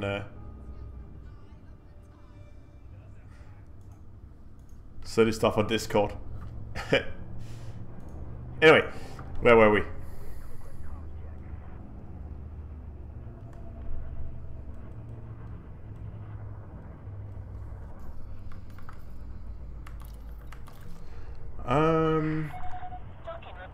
For someone beginning to fly with a HOTAS, would you recommend the X-52 Pro or the X-56? See, that's difficult to answer because it depends what kind of HOTAS you like. They're two very, very different HOTAS. If you like quick response and being able to how do I put this? If you like a light HOTAS where you can very quickly adjust to 500 meters from touchdown. to movements or anything you need to react to in the game. So if you're flying smaller ships, I would probably recommend the X-52 Pro. Whoops, that's not right. That was boost. Ooh, oops. But if you're more into a heavier HOTAS, but that's where it becomes difficult, because how would you know if you haven't used a HOTAS before, if you like a heavy one or a light one? The X-56, you do have the option to adjust the tension on the spring, or you can change the spring so you can go for a lighter spring on the X-56. But that's only for the joystick movements. It's not for the yaw. The yaw is still pretty heavy on the X-56, and the throttle is also very heavy compared to the X-52. Even if you turn it all the way down to the lightest mode, it's still a very heavy throttle, which I think works great. It's something you will have to get used to. It took me a while to get used to, but after spending a few days with it, I actually kind of like it the way it is right now.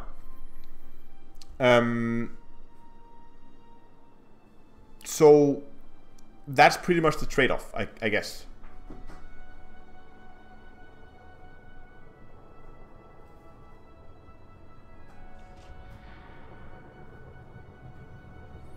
Okay, let's get some more ammo here and let's get out again. Shoot some more NPCs.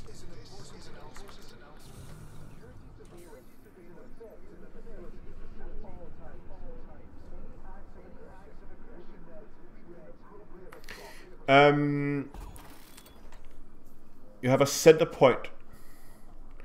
You can, I guess, set the throttle. I would expect at least you can set.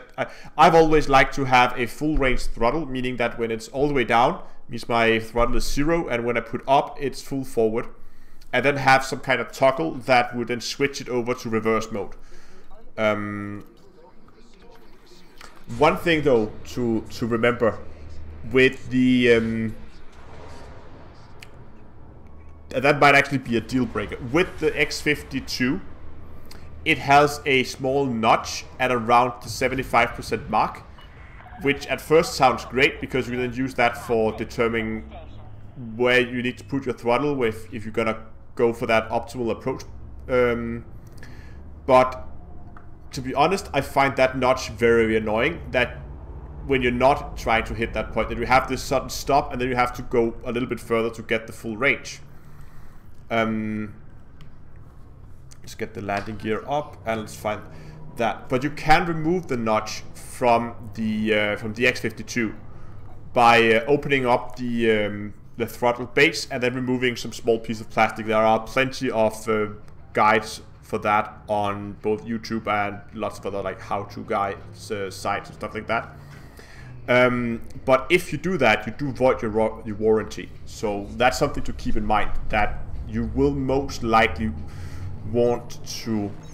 I mean, if I were to buy another X-52, the first thing I would do before even plugging it in would be take the base of the throttle apart, remove that piece of plastic, throw it out, and put it all together, and then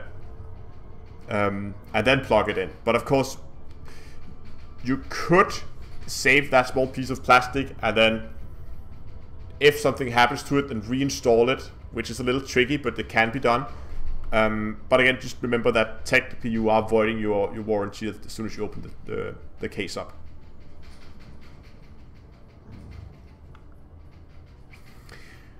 And then of course, there's also, now this is turning into a full review here, but there's also the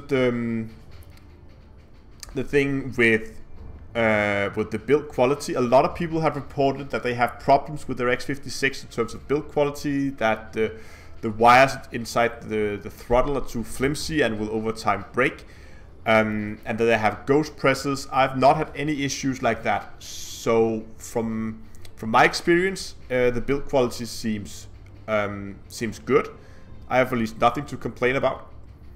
But I know just other people have said they had problems with it, but I can only tell you what I have from my experience, and from my experience, the build quality has been good.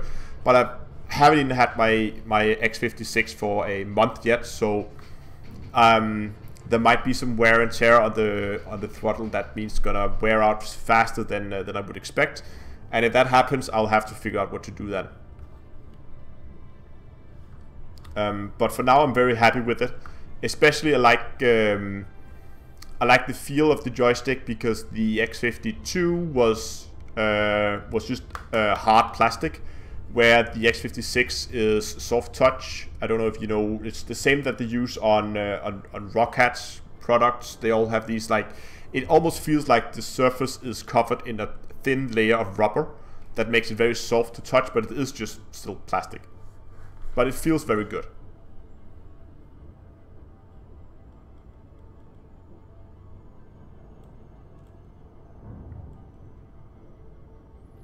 Yes, okay, hold on.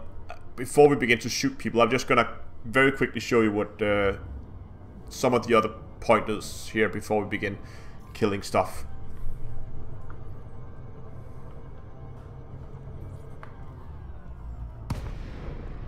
And let me just switch over to my handheld camera here. There we go. Okay, so here we have the joystick.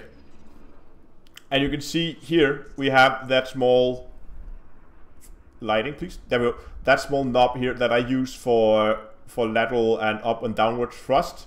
It was a little weird at the beginning, because I would try to put my hand like this, which means I would accidentally move it around when I was flying. So you have to get used to putting your thumb out there. It was just odd, because I was used to having my thumb like this when I was playing on the X52, and now having it like that was just, that was something you had to get used to. There are also on the base of the throttle a lot of small hats. Again, this one is an analog one, and these are all like momentary four-way hat switches, but they're so close that you will often by accident hit some of the others. So I don't really use these too much. I only use this one right here labeled E for boost. So again, there are a lot of buttons on it, but there are a lot of them that you will end up not using, because they're simply labeled put too close to each other. Trigger controls? Yeah, I don't know what they're called. Scan detected. Momentary switches, because they only activate, like, they're not toggle switches. I don't know. Let's kill stuff. That was enough HOTAS reviews. I'm gonna do a proper review of the X56 eventually, and probably also compare it to the X52.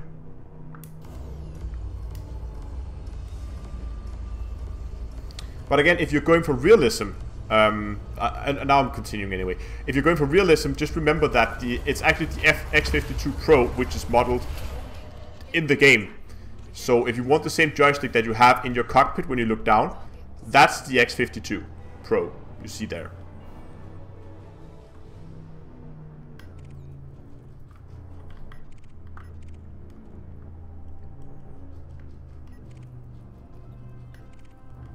Oh, deadly clipper.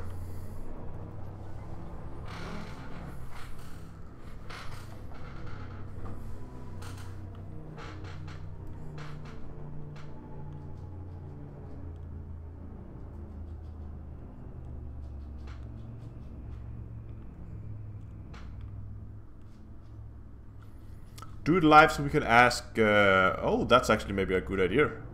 A live review. I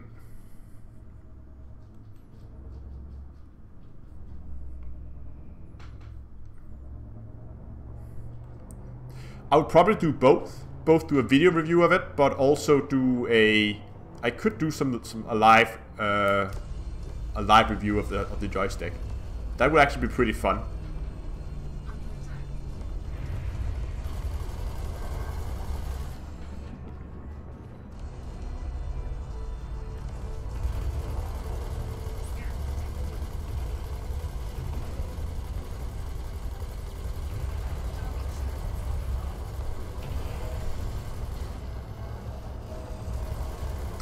Maybe it could actually be fun. I mean, what I've done in the past was I've done live streams where I would go over the whole process of making videos, where I go like, well, I don't know if you watched that stream. I did a stream some time ago where I began working on a video while live streaming, so you guys could see the process of actually making a video. Wow, he has a lot of friends, this guy.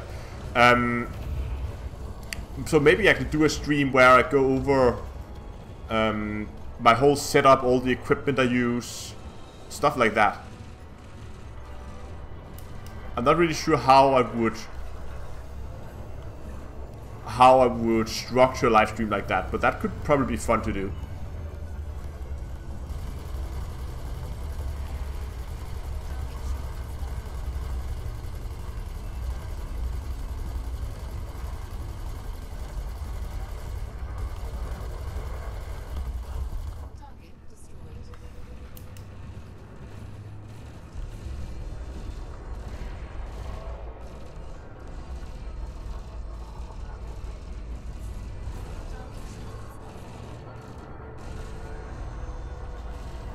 Yeah, lead is very much a niche.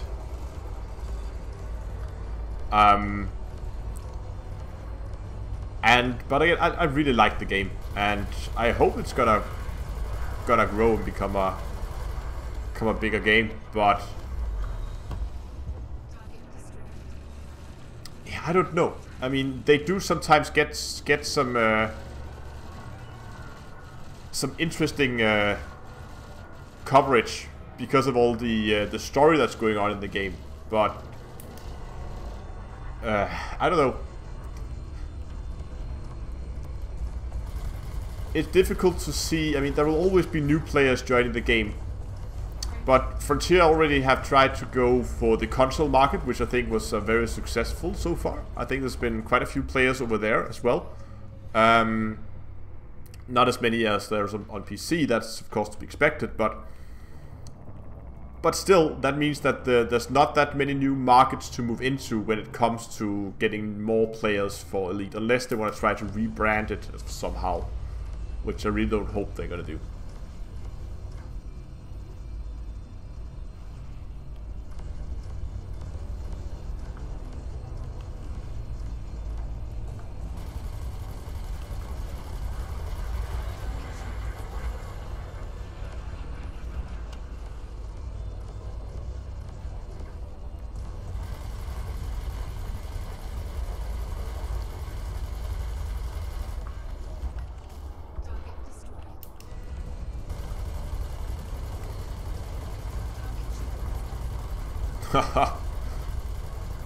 Bye bye Clipper. No, I've never actually tried Elite on a console. I do have an Xbox controller, which came with my Rift, so I guess I could go and plug that in if I really want to try and get the console experience. But I don't know, I've never really been a console guy. I had an Xbox 360 a long time ago, which I pretty much used for playing Oblivion and Guitar Hero, and that was about it. And then I realized that Elder Scrolls games were so much more fun to play on the PC, so I bought the game on PC as well, and then played it there instead.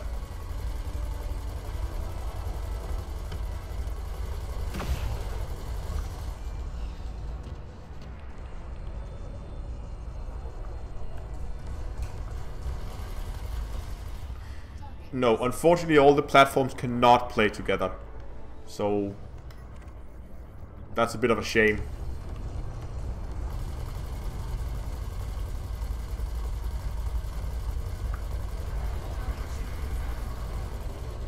But one thing that could be fun, and that's something that I've been thinking about, but it's probably not gonna happen anytime soon. It could be fun to try and maybe get the game on a console, if I had a console, and then start a new commander on that platform, and then only live stream, only play him when live streaming. So it would be like you could follow the development of the character, as I started completely from scratch.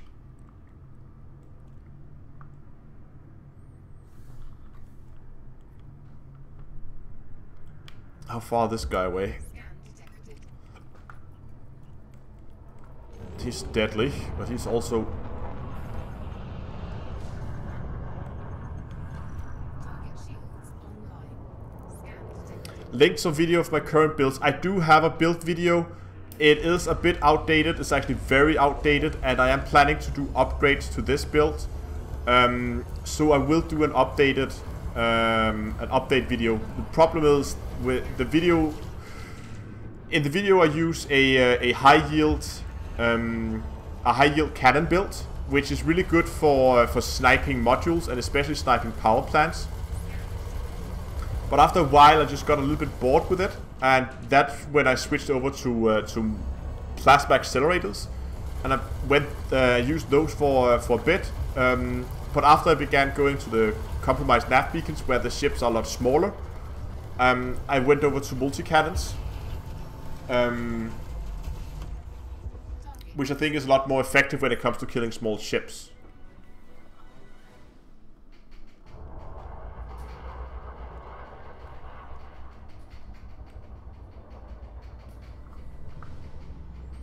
But yeah, there will be a build video at some point once I am done with I've tested some of the new upgrades that I want to do to the ship, just to get a little bit more utility out of it. I want to get more special effects on the weapons. Right now I'm running thermal vent on the beam lasers, which is pretty much useless because even when they're not hitting and they should be generating additional heat, I'm still rarely overheating. And I'm also planning to switch out some of the beam lasers for either pulse or burst, depending on what modification I want to put on them, which is going to reduce my heat output even further. So I definitely think I want to get rid of the lasers I have right now. And I also want to change out one of the multi-cannons, so instead of having two small multi-cannons with corrosive, I want to have one with corrosive and one with emission munition, or whatever it's called, to try and increase the target signature of the ship that I'm shooting at. And again, not sure what to do with the lasers. Probably some overcharged, either burst or pulse, I don't know.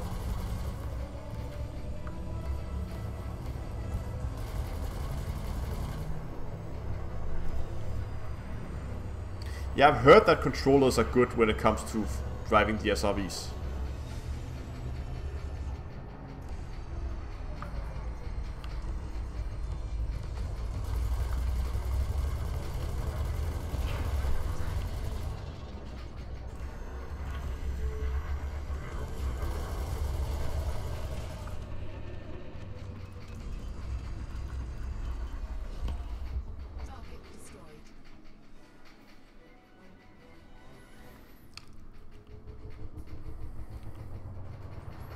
But again, the high yield cannon build is a very, very fun build.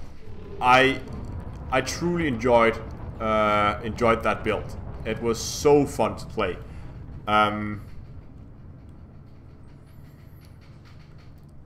But again, it's the problem with cannons is they don't do that much damage to the hull, but they do a lot of damage to internal modules. So you can very easily snipe the power plant of a big ship. But then you would often I would often end up in the situation where I sniped the power plant and the ship is just sitting still, but I didn't have the damage to actually kill the ship because a power plant does no longer mean an instant death. So you would have to still sit there shooting at him, and sometimes they would actually have enough time so they could do a reboot and repair before I did enough damage to their hull, because the cannons basically just shoot tiny holes in the hull of the enemy ships and then damage the internal modules.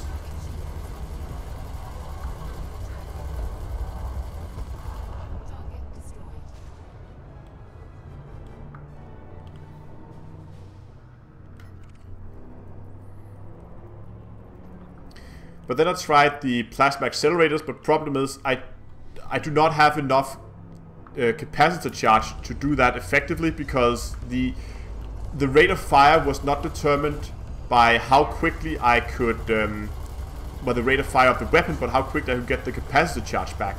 So I think if I want to go back to the plasma accelerators, I would have to change out the beam lasers for something that doesn't draw that much capacitor. So that it would recharge faster.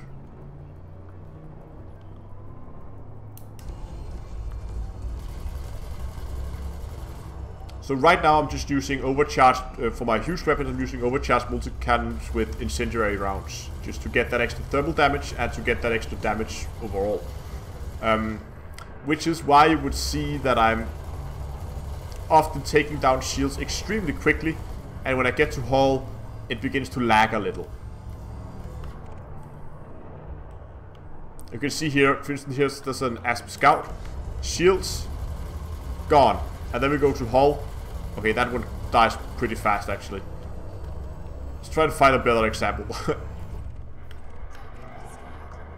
Adder's probably not going to be much better. But shields and hull. Something with a little bit of armor, maybe. Oh, Elite Sidewinder. Not going to be a good example either.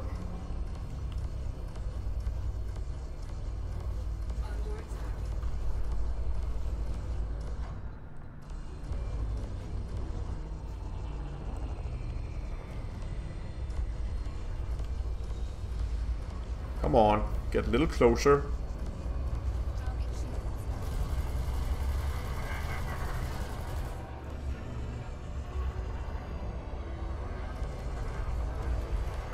And dead Sidewinder. Okay, here we go. Anaconda. That's a good example. Let's recharge some of the shields. Let's target his power plant. And the trick is, as you can see here, now that I'm targeting his power plant, I can still very easily penetrate a Anaconda with the multi-cannons because of the corrosive rounds. Okay, he's going for a target, for a scan on me.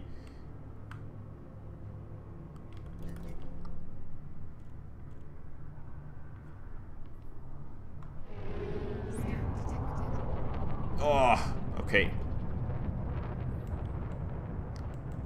Let's try to see if we can get some good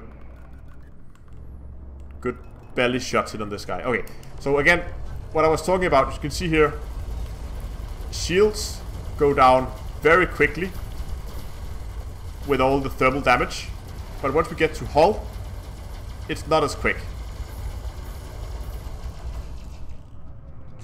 And you can see here I can easily penetrate, have enough penetration with the multi-cannons to go in and kill the power plant.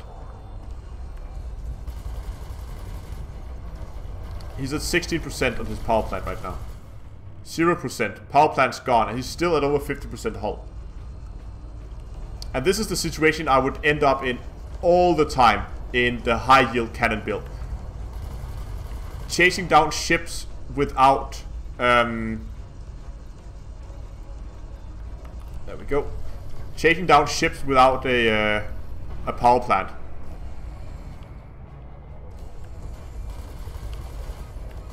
And now his drives are gone as well. Yeah, he's having a bad day. Should we end his misery? There we go, he's dead. So this is why I think I'm gonna stick with the multi-cannons for now. But I want to work with the smaller weapons. I'm pretty happy with everything else. I do have 2 shield cell banks. And also have 2 heat sinks. As you can see, probably going to change out one of the heat sinks to get some more resistance. Oh, what was his remaster? Oh, dangerous. Oh, another Anaconda.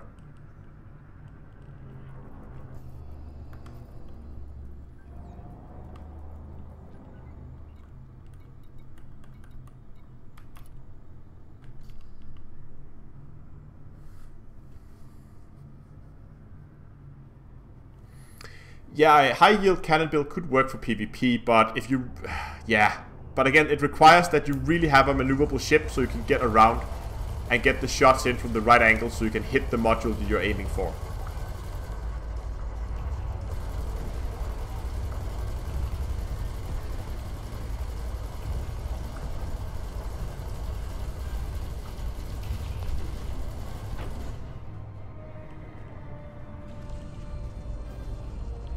Because when it comes to sniping modules, it's really all about the angle here. See, there I got a few shots in on his belly. Oh, wow. I've taken a lot of shield damage here.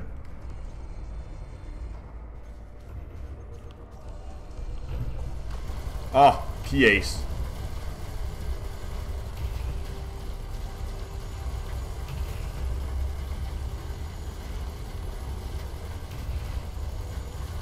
Come on. There we go. His power plant is dead.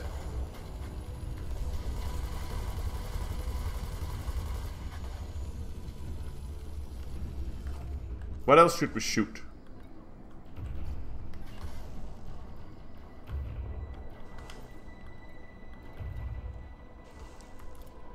Let's kill his life support. Oh, never mind. What if, oh, sorry, I'm not paying attention. What multi-cannons? I have currently 2 small corrosive and 2 with incendiary. The 2 huge are incendiary, but I want to change out one of the small corrosive for something else.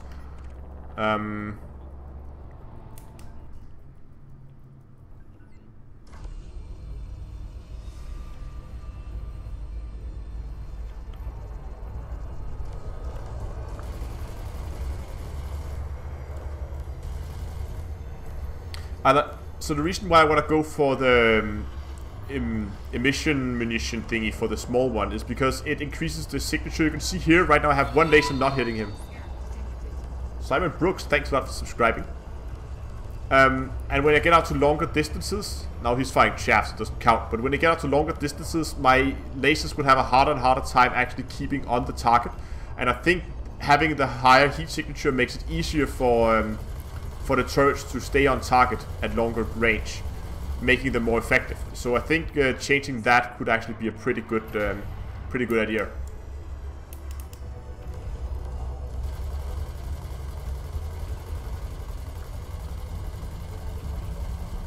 Yes, this build is designed for PvE. This is not a PvP build. It's purely designed to just rip NPC ships apart.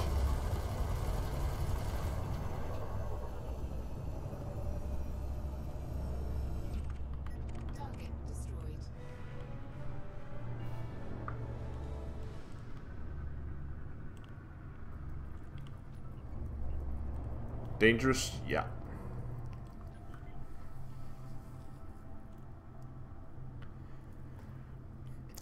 Commenter audio, just so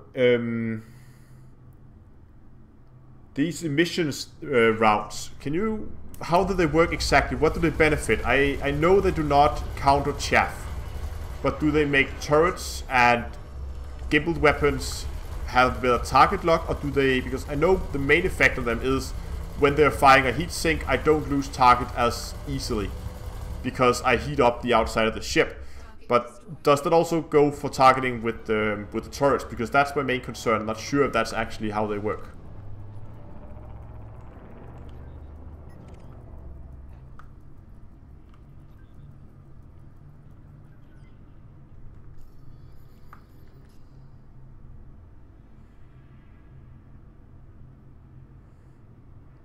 It does not matter, turret.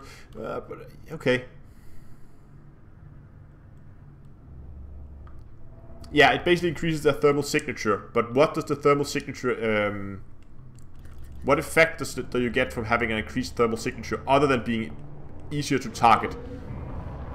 Is that the only thing that it does? Because if that's the only benefit you get, that you're going to be that's easier to target them, then it's pretty useless. Because I already have pretty good sensors on this ship. Yeah, because if that's the only thing.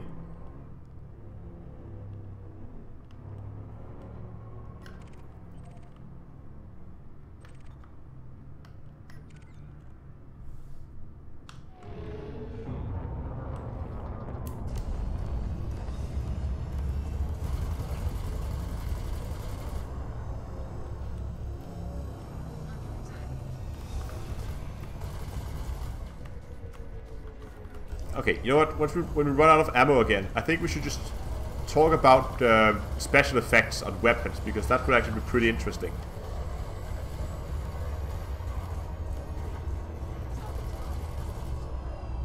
Yeah, but again, the pulse, the phasing sequence, or the phase sequence is... The effect is so small, there's almost no bleed through, as far as I understand.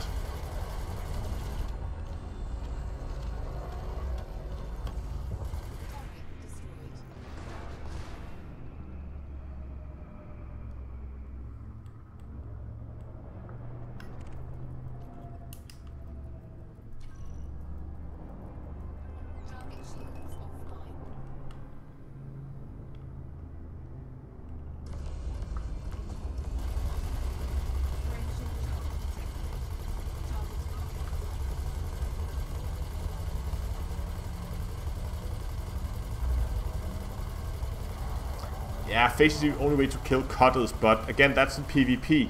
I'm just talking PvE here.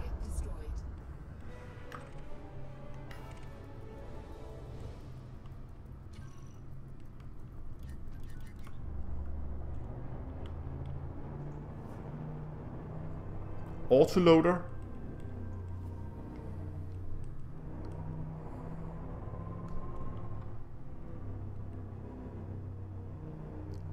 Yeah, the multi-cannons that I have right now have the extended magazine.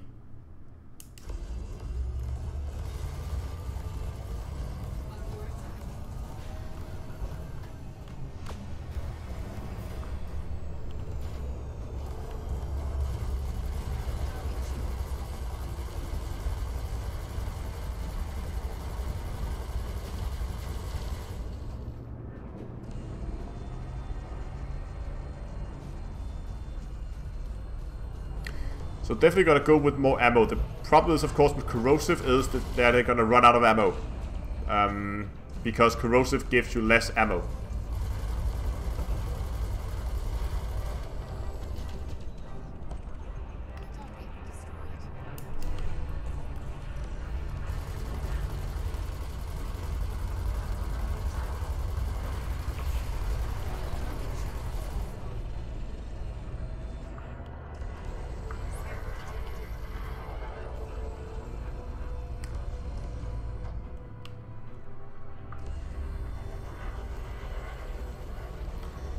But at least on the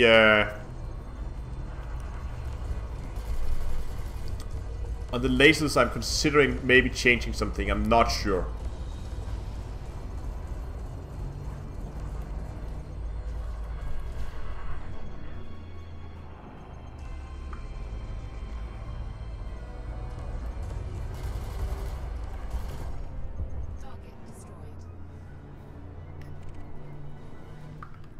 Deadly adder? Yes, please.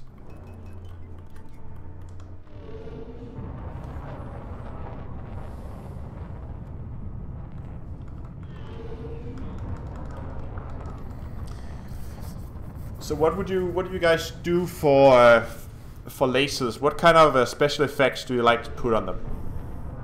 Because right now I have thermal vent on my beam lasers that's gonna like reduce my heat whenever I hit a ship with them. But again, it's not really that useful for me, so I'm considering changing it for something, and I'm open to do something other than beams. Maybe go pulse or go with burst lasers. I want to keep them as turrets because I think it's very, very useful to have those turrets in cases of small ships. Some nice additional damage.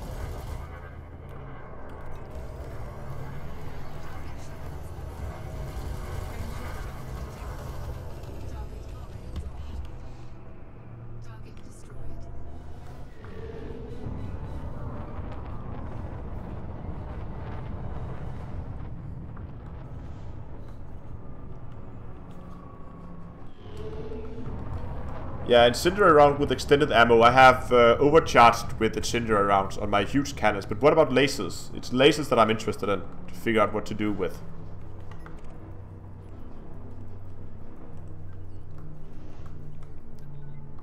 Deadly keelback? Really? Okay.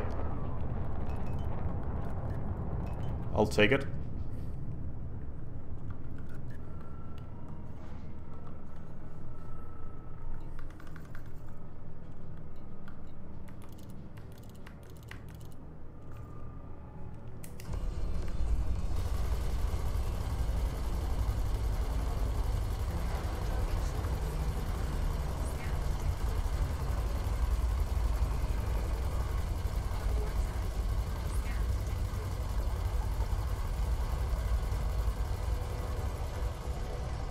long range.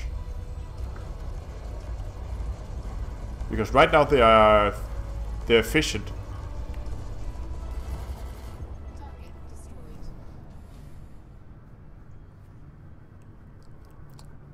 Ah, pulse with facing. I really don't know if I like facing. But a lot of people seem to like it.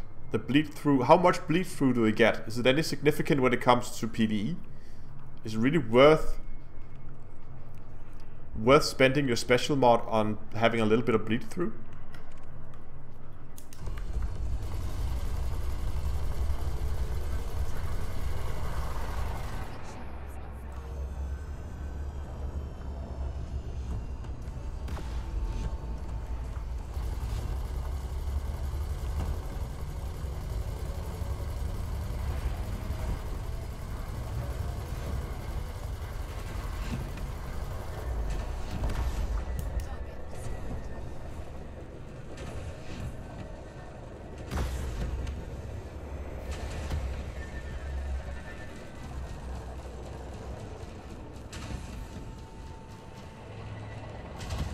Yeah, smart rounds, of course.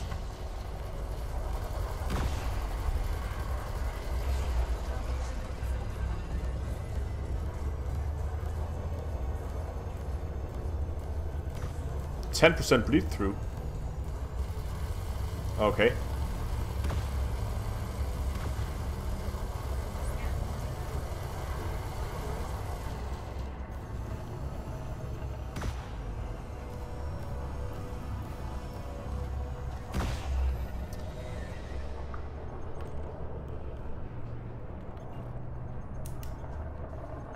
Come on, almost got it.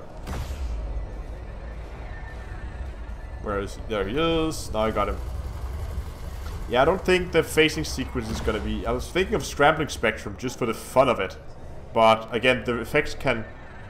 What's my rebuy? Rebuy is 27 million. Just to have that random module malfunction, which I think is pretty funny. But... then again, it might actually be a disadvantage, because if you get a ship with a chaff launcher and you manage to malfunction the chaff launcher, they might just continuously fire chaff, which is gonna be very annoying. Oh, I forgot to turn on my lasers. Great.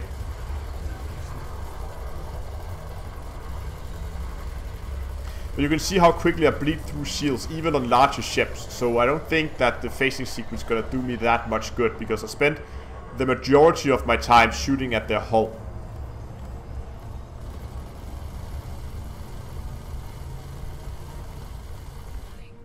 Temperature critical.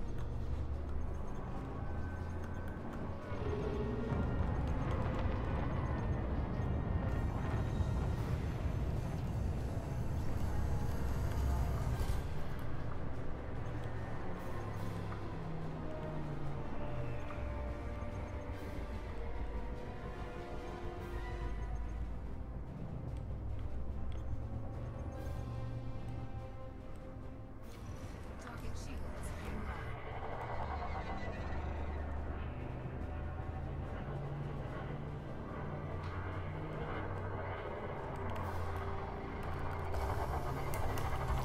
But why long range? What's the point with long range? Just to get a longer fall off? I guess. So you would be effective at longer range.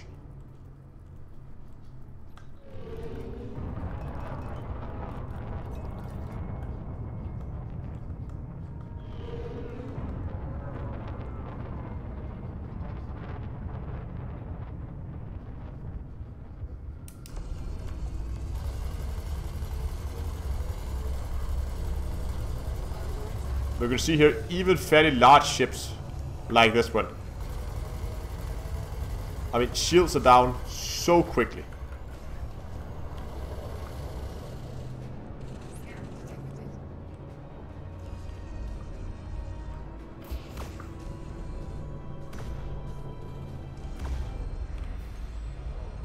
It will make the lasers have no fall off. Ah. Long range has no damage fall off. Interesting.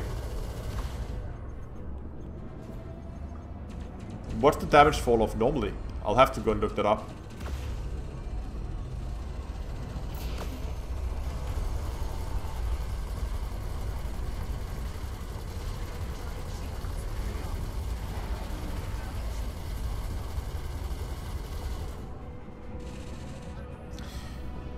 I might even consider going with something that's not lasers. Maybe for the large hardpoint.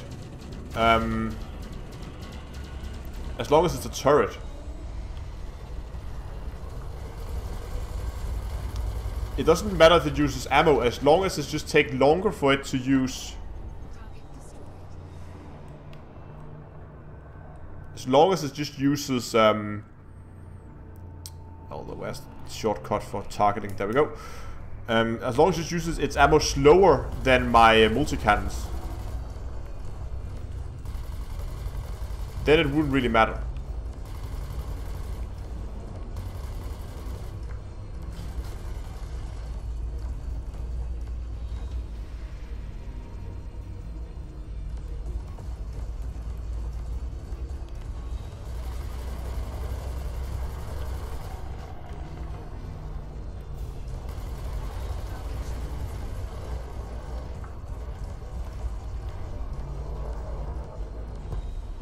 Hey, we're out of ammo again.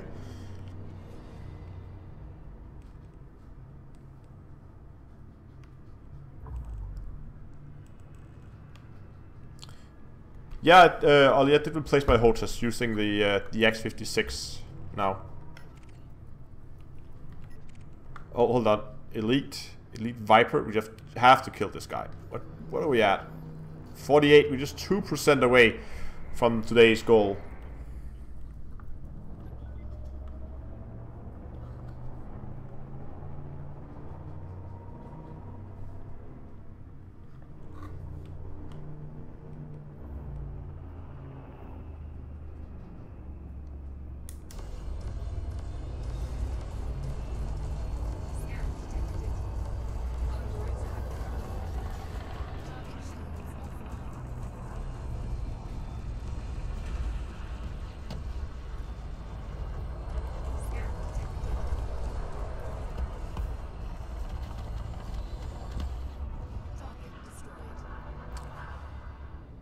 Overcharged dispersal cannons. Yeah, that could be fun as well.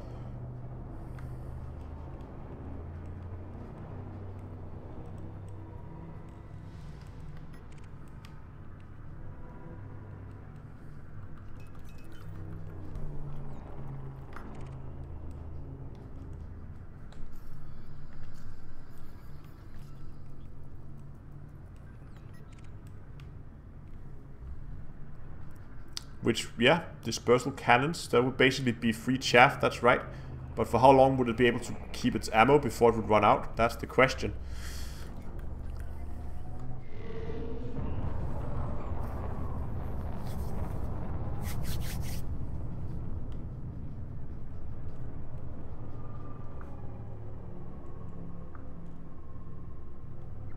Yeah, missiles, but they're gonna run out quickly.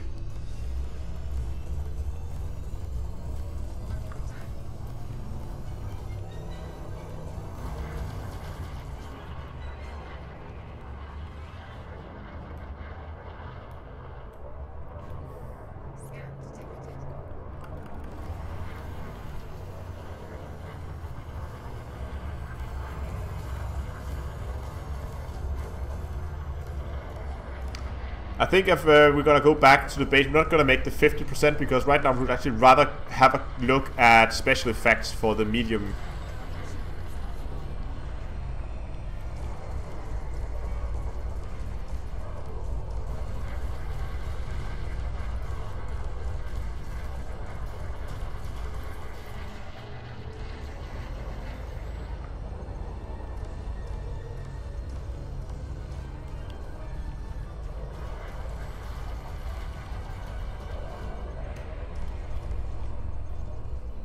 Boom.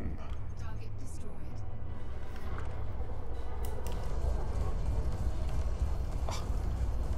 Now that he's so close. Scan detected. Target shields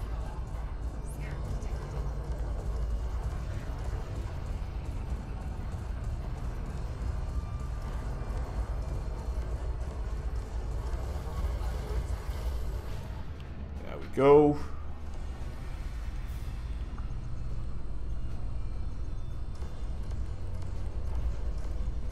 Yeah, I tried that as well.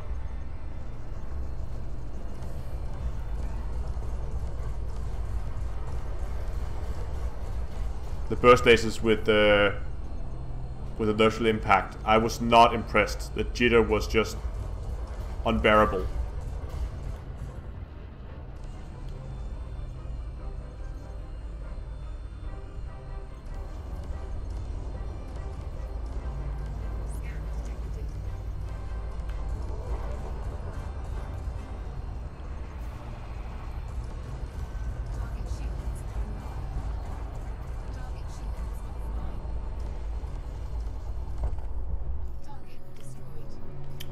Okay, let's head back to the station.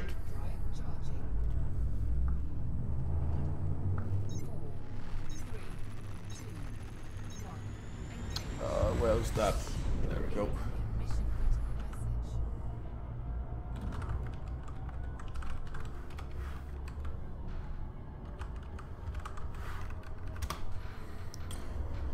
Okay, station, where are you?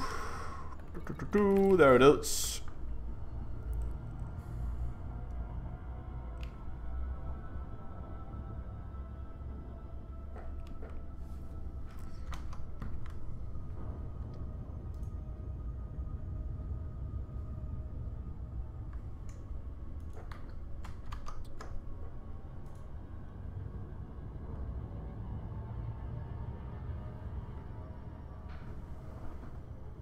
And I'm just gonna quickly find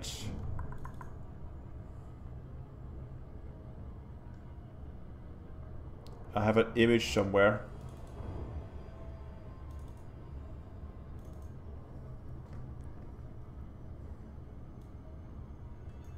Here we go.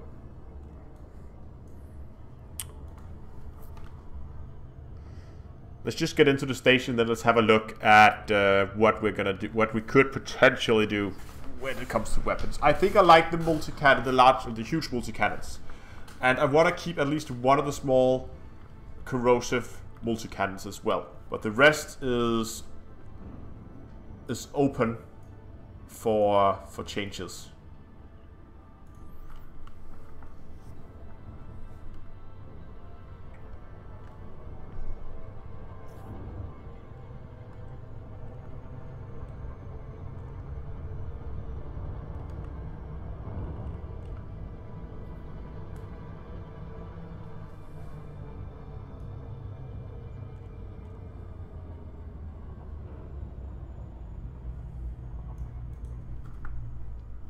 But thermal cascade, does that really work on NPCs?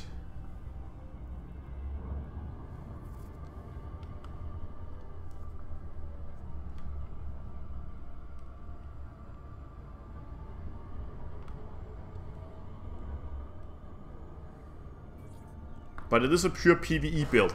This thing is only gonna see PvP if someone attacks me.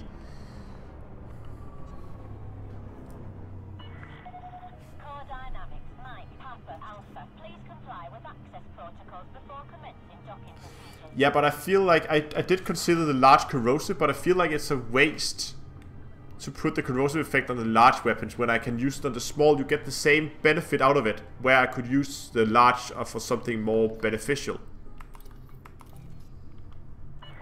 Oh, the huge, sorry.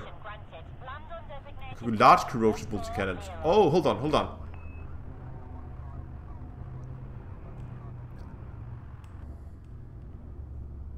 So a single large corrosion multi-cannons and then rest lasers.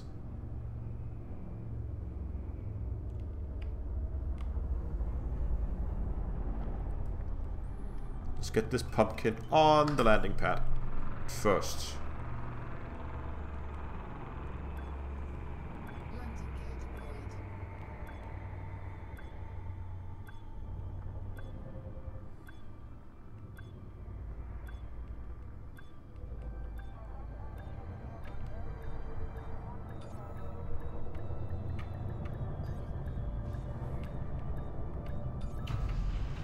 Okay, let's very quickly just switch this over.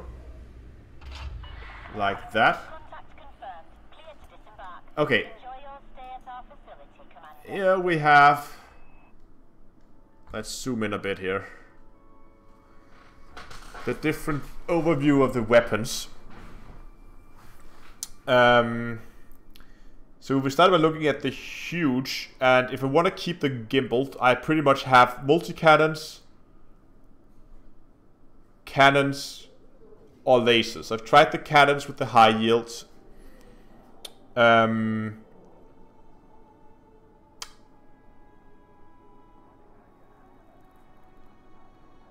Thinking,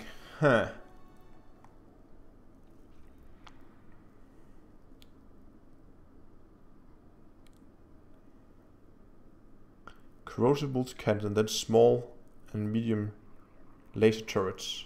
Yeah, that could work.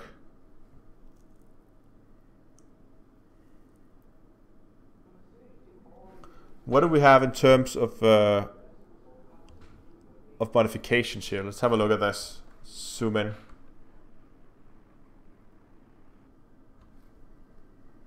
Bit so you guys can see what's going on here. Wow. Now it's all the way out there to the side. Okay.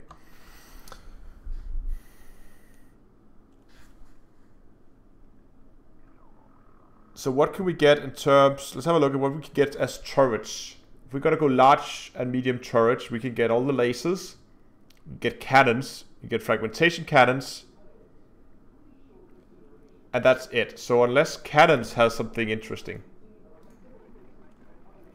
Autoloader, dispersal. See, that was interesting. Going with a dispersal field, right? A successful strike to temporarily confuse all gimbaled and turret weapons on the target at the cost of direct damage potential.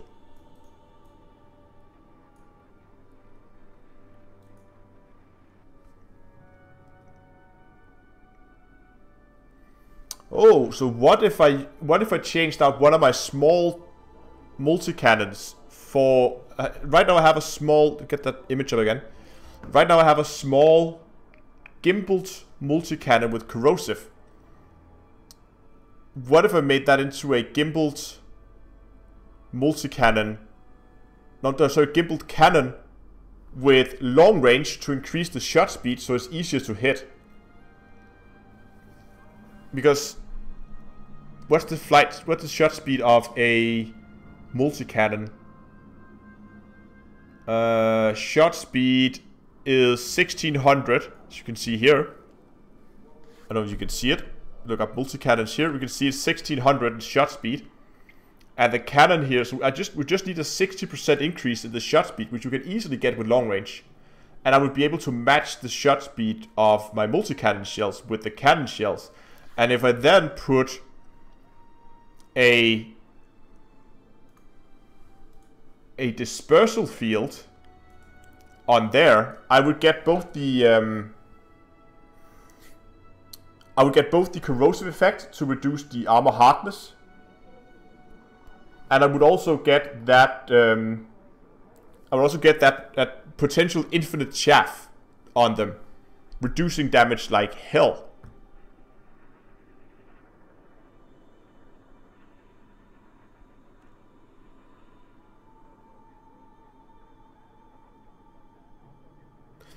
But the problem is that that would only work as long as I'm actually hitting people with it. So it would work better on a turret. But let's see here, ammo cap.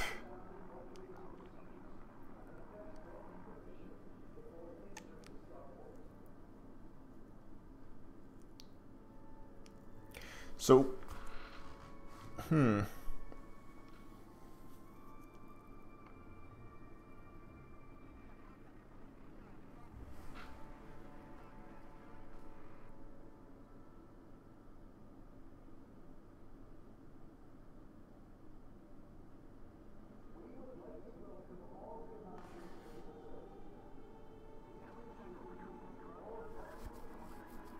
yeah, okay, so the timed gimbal shot can work. Yeah, turrets wouldn't be a good idea. Let's see, let's just compare these just to see. Where's my calculator? Here it is. Rate of fire.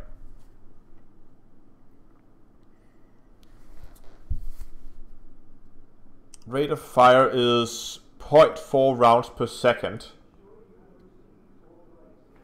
So with 126 rounds divided by 0.47 rounds per second. Yeah. That gives me, if I just continue shooting 200 and divide up 60, that gives me just about 4.5 minutes of constant shooting with a cannon before it runs out of ammo. Let's do the same thing with a multi-cannon. DPS, rounds to seconds. So in this case we have 2200, and we're going to divide that by 7.14. Oops. And I have 5.1 minutes in a with a multi-cannon. But again, the multi-cannon is going to have a reduced clip size anyway because of corrosive.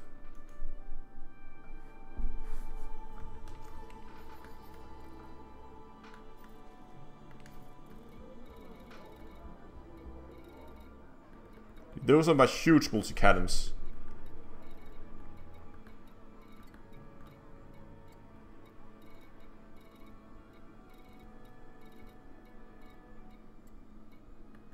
Where the hell are my...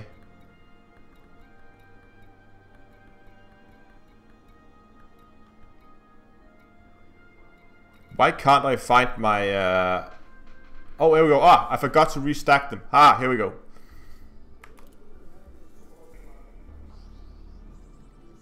The corrosive...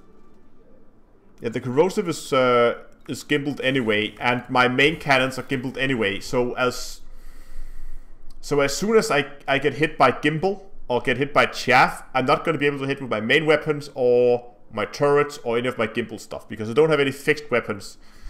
But I want to see how much ammo they had. These are one. They have a lot of ammo though.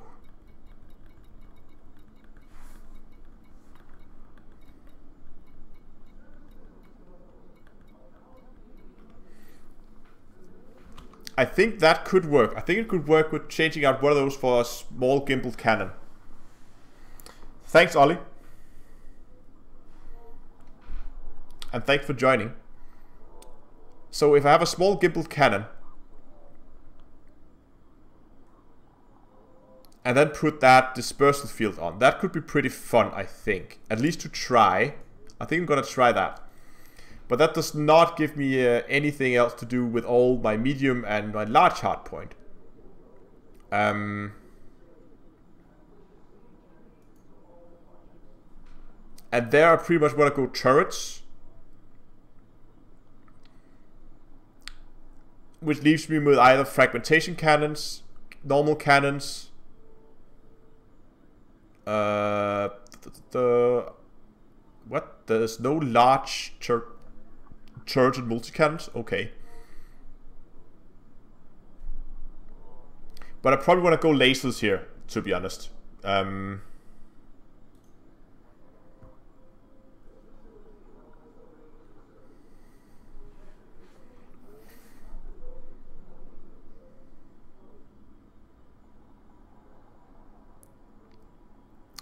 Thermal shock. See, this was the one I was looking at. See if that could be interesting to do.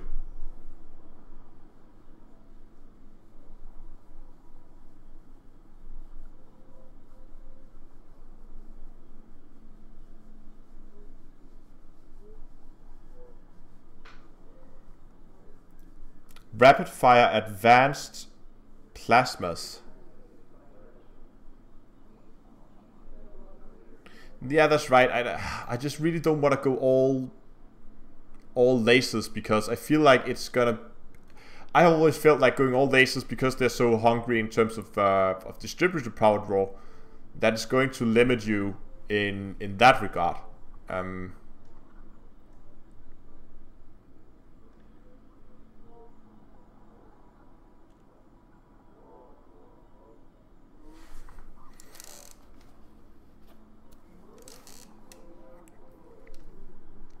Yeah, because right now I have thermal vent, right?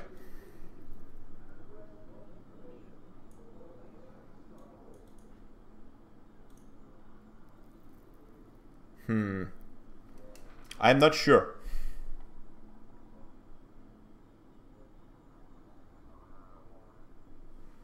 Advanced plasma distribution. So, what is a plasma?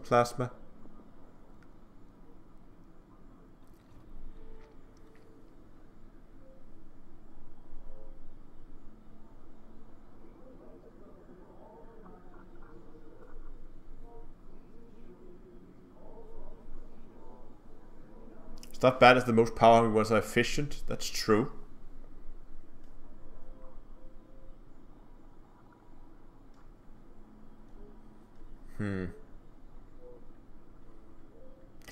I might just keep it as it is for now. I'm not sure though. I would probably have to try that cannon, see how that works out. Though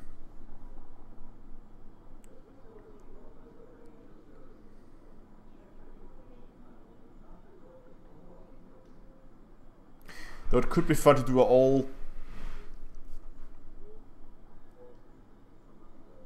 Because I do have a pair of plasma slug plasma accelerators. So it could be fun to maybe go PAs and then go all lasers for the rest of them, because that's effectively is going to give me infinite ammo.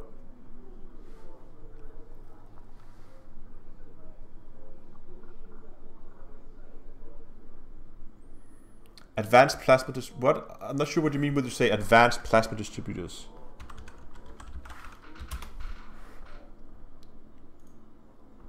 So let's go Federal Corvette. Zoom in a bit, maybe, so you guys can see what's going on. The plasma accelerators.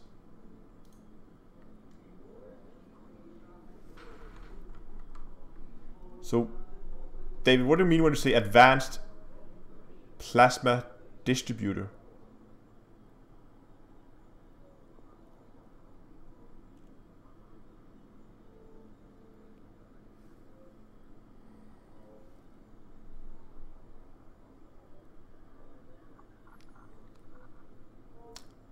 Advanced plasma? I'm not sure what you mean with advanced plasmas.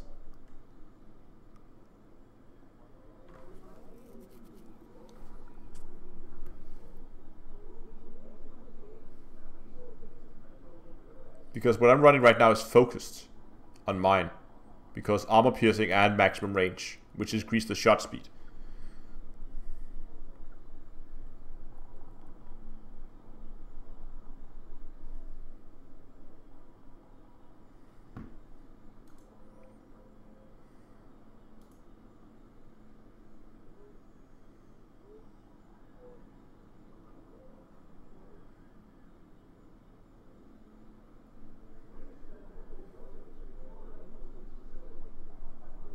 Ah, it's a power play weapon.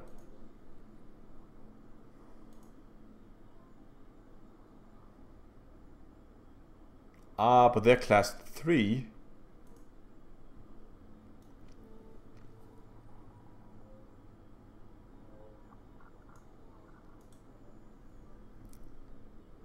How do they stack up with normal plasma accelerators?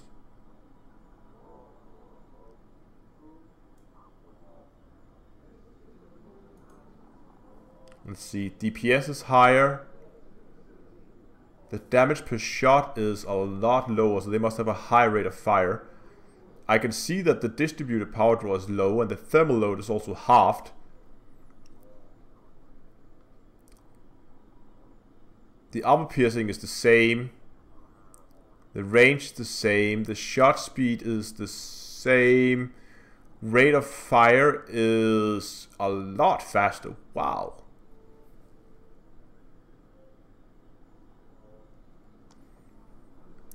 Ammo count. You of course get 3 times the ammo. Reload. 20 in a magazine. Reload 6 seconds, which is the same. The fall off is the same. So say if I put rapid fire on these.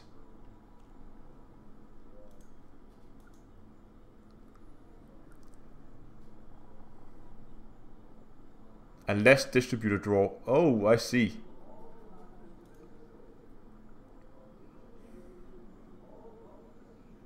Ha!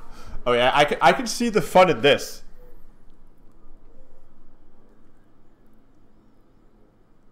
And then add target lock breaker.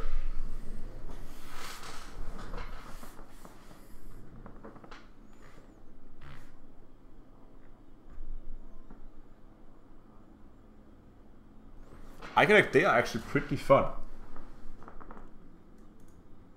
There are other advanced weapons or similar weapons.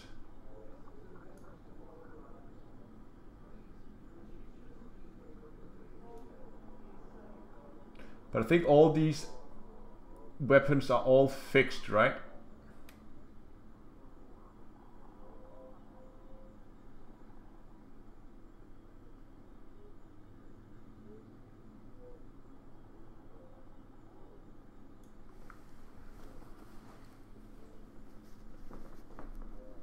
Yeah. Okay, power play 4 weeks. That can be done.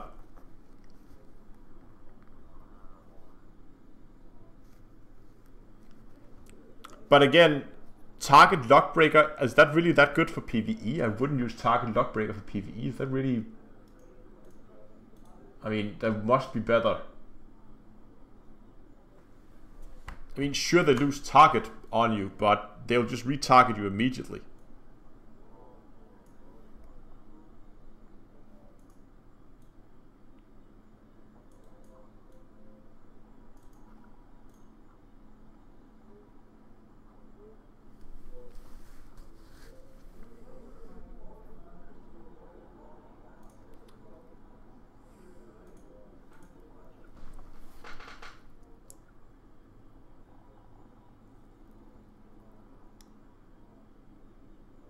Wait. Target lock breakers is like chaff built into the weapon. No. Wouldn't that... Are you not... You're not talking about dispersal field. Dispersal field would be an upgrade. That would be the chaff one, right?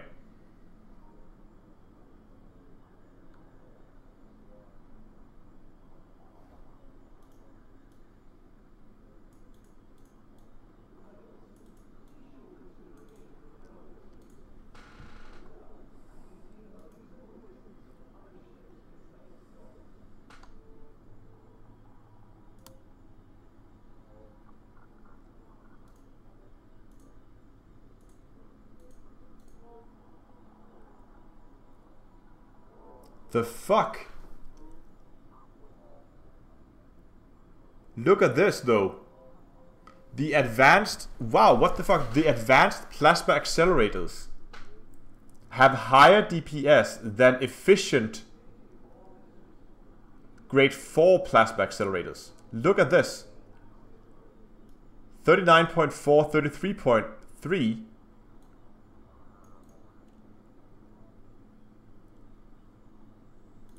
What if I overcharge this?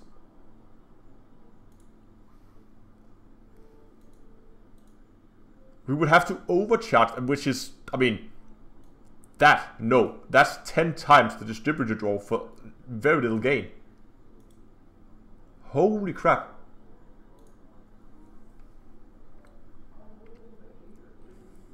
And with 1.3 rounds a second, that's pretty quick. I mean, if you go rapid fire like that, and then go...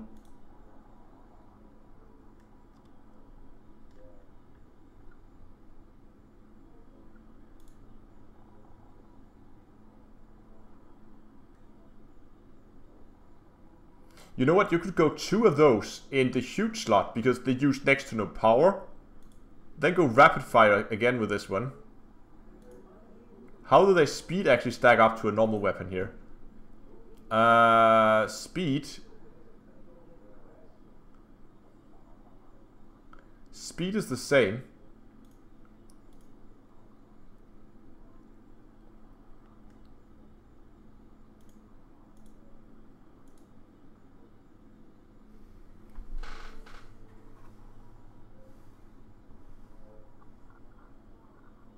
Yes, rapid fire several shots a second. I'm just looking at, because I really like the increased shot speed you get on focused or long range. But what was the penetration on these?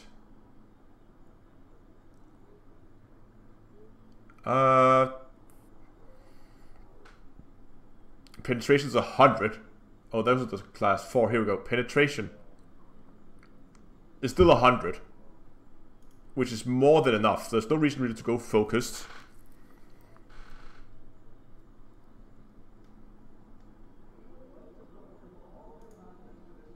You know what? I'll have to try this.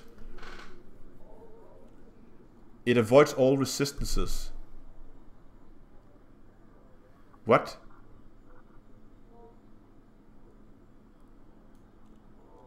Rapid fire avoids all resistances? Or the advanced ones?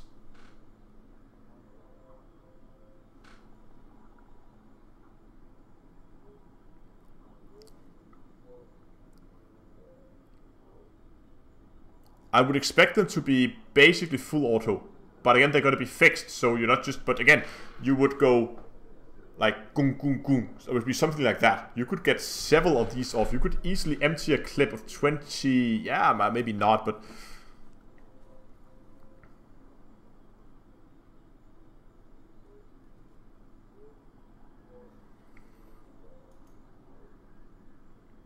I mean, look at this. If we go advanced... Okay, let's just very quick just make the weapon loadout here. If we go advanced here with... Whoops. With rapid fire there. And then the same one here also rapid fire here. This one's probably going to be something else. So let's empty this to start with. We put 2 of these on. Both with rapid fire. One of them gets a target lock breaker. And the other one gets a dispersal field.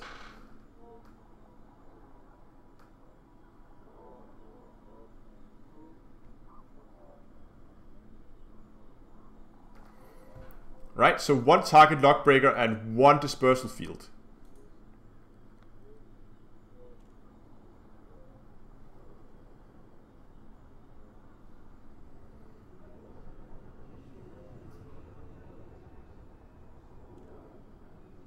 And the damage type here is pure thermal. I can't remember. There's both thermal and kinetic. Nice.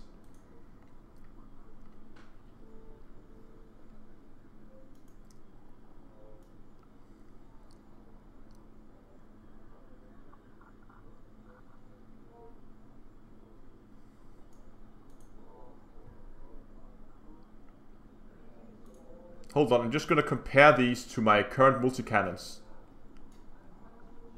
Gimbaled multis with overcharged.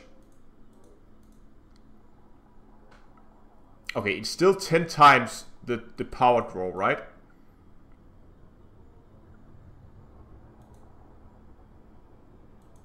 Oh, hold on. There we go.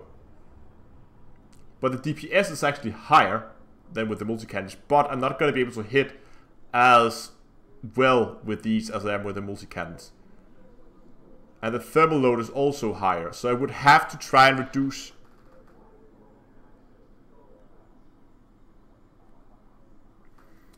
Okay, wait, so I'm definitely going to get these. I'm just going to finish the build here so I know what I'm going to go for. So we're going to go there, we're going to go at rapid fire. This is going to be great. And then for the 2 small, I'm probably going to keep the multi-cannons with high capacity magazines on that one. And also a gimbaled multi-cannon here.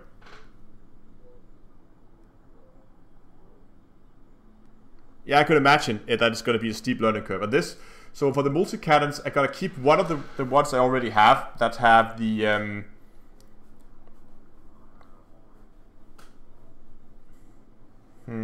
So one of them gonna have corrosive, and I've probably gonna put the immersive munition on the other one. Not because I know it's not that effective, but it's better than having 2 corrosive, right? And this one should what's the side effect for... Hold on.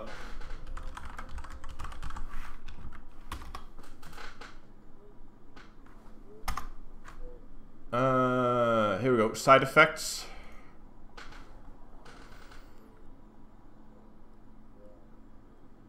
Okay, increased thermal load. Doesn't matter.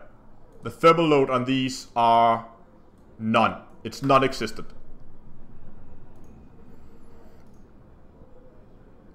But the side effect for corrosive is 20% less ammo.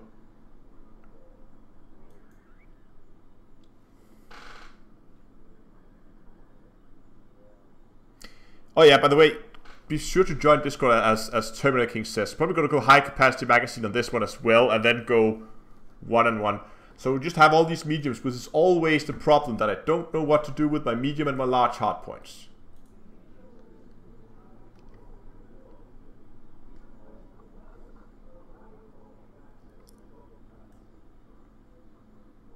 What do you guys, what could be fun? What can we do in terms of shot speed? Can we find something that kind of matches the shot speed here? What's the cannons? See, the shot speed for the cannons here, not that's different. So if we kept these, if we kept the beam lasers here, right? Beam, like turreted beam there, and turreted beam there, and put these as efficient.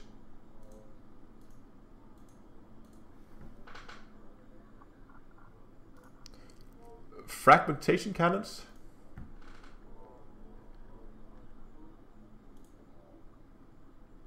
But then we get quite far. We get almost 200 meters per second off in terms of shot speed. And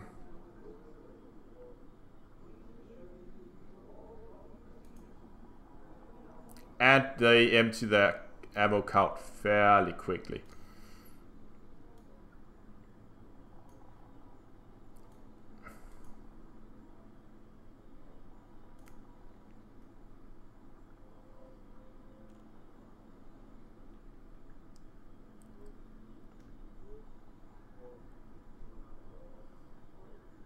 Maybe I should just keep the lasers here.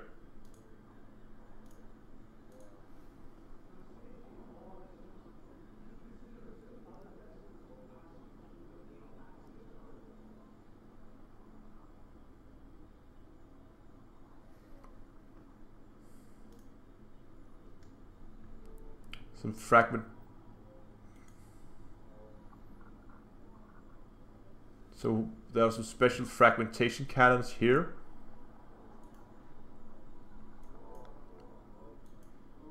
Let's just again compare. But again, these are fixed. I really want these to be fixed.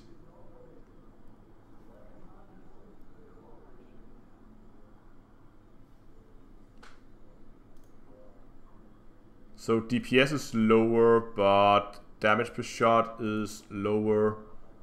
That's the same, that's the same.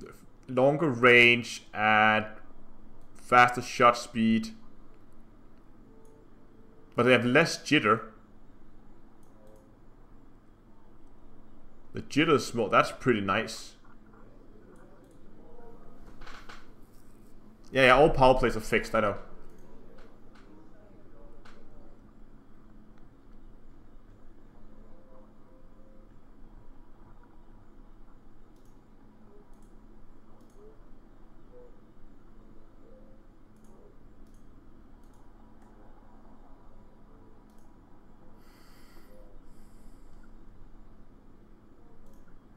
I think I'm gonna keep all these as they were. I'll probably keep the thermal vent.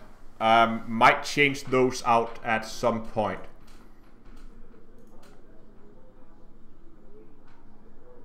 But that means I actually only have to change out 2 weapons. Or 4 weapons. The 2 large here, which is going to take some time to get my hands on. But again, it could be a fun thing to try out, play a bit with, see what you can get out of it. Just gonna see one last thing here.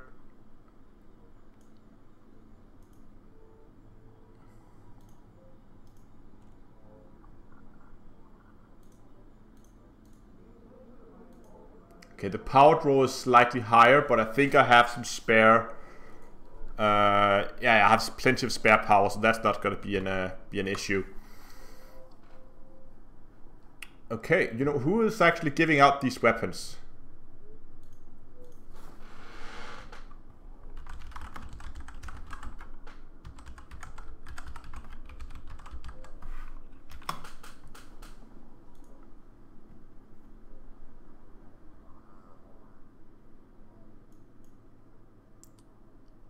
Denton.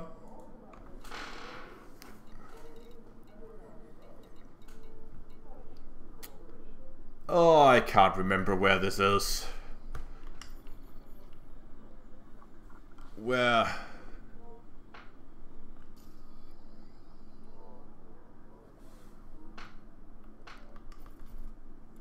Here we go.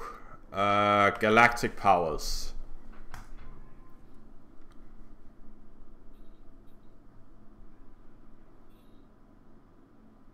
And his empire.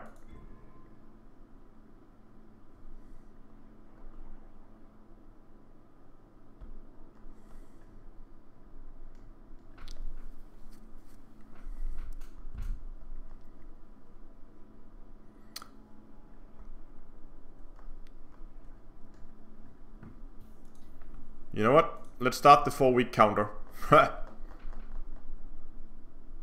Yeah, I hate power play as well, but I mean, what can you do?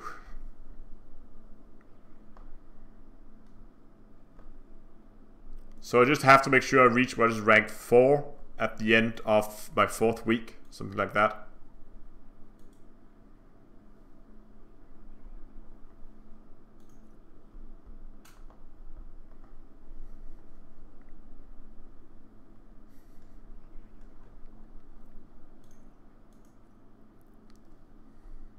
Rank 3? Okay, it's only rank 3, that's okay. Yeah, well, I'll have to wait and see how that works. Oh, hold on. Wow, it's late. But yeah, as I said, it's late, and I think I need to go to bed now. Normally I would have a small after party on Discord. We'll have to skip that today because I'll have to leave now. We didn't quite make the 50% I was hoping for, but I think we made some quite neat progress. I mean, I'm going to try out these plasma accelerators. They might be fun. So anyway, thanks a lot for joining. If you haven't subscribed already, please do, and give the stream a like, so some more people will hopefully watch it tomorrow. Yeah, thanks a lot for watching, and until next time, I'll see you guys in space.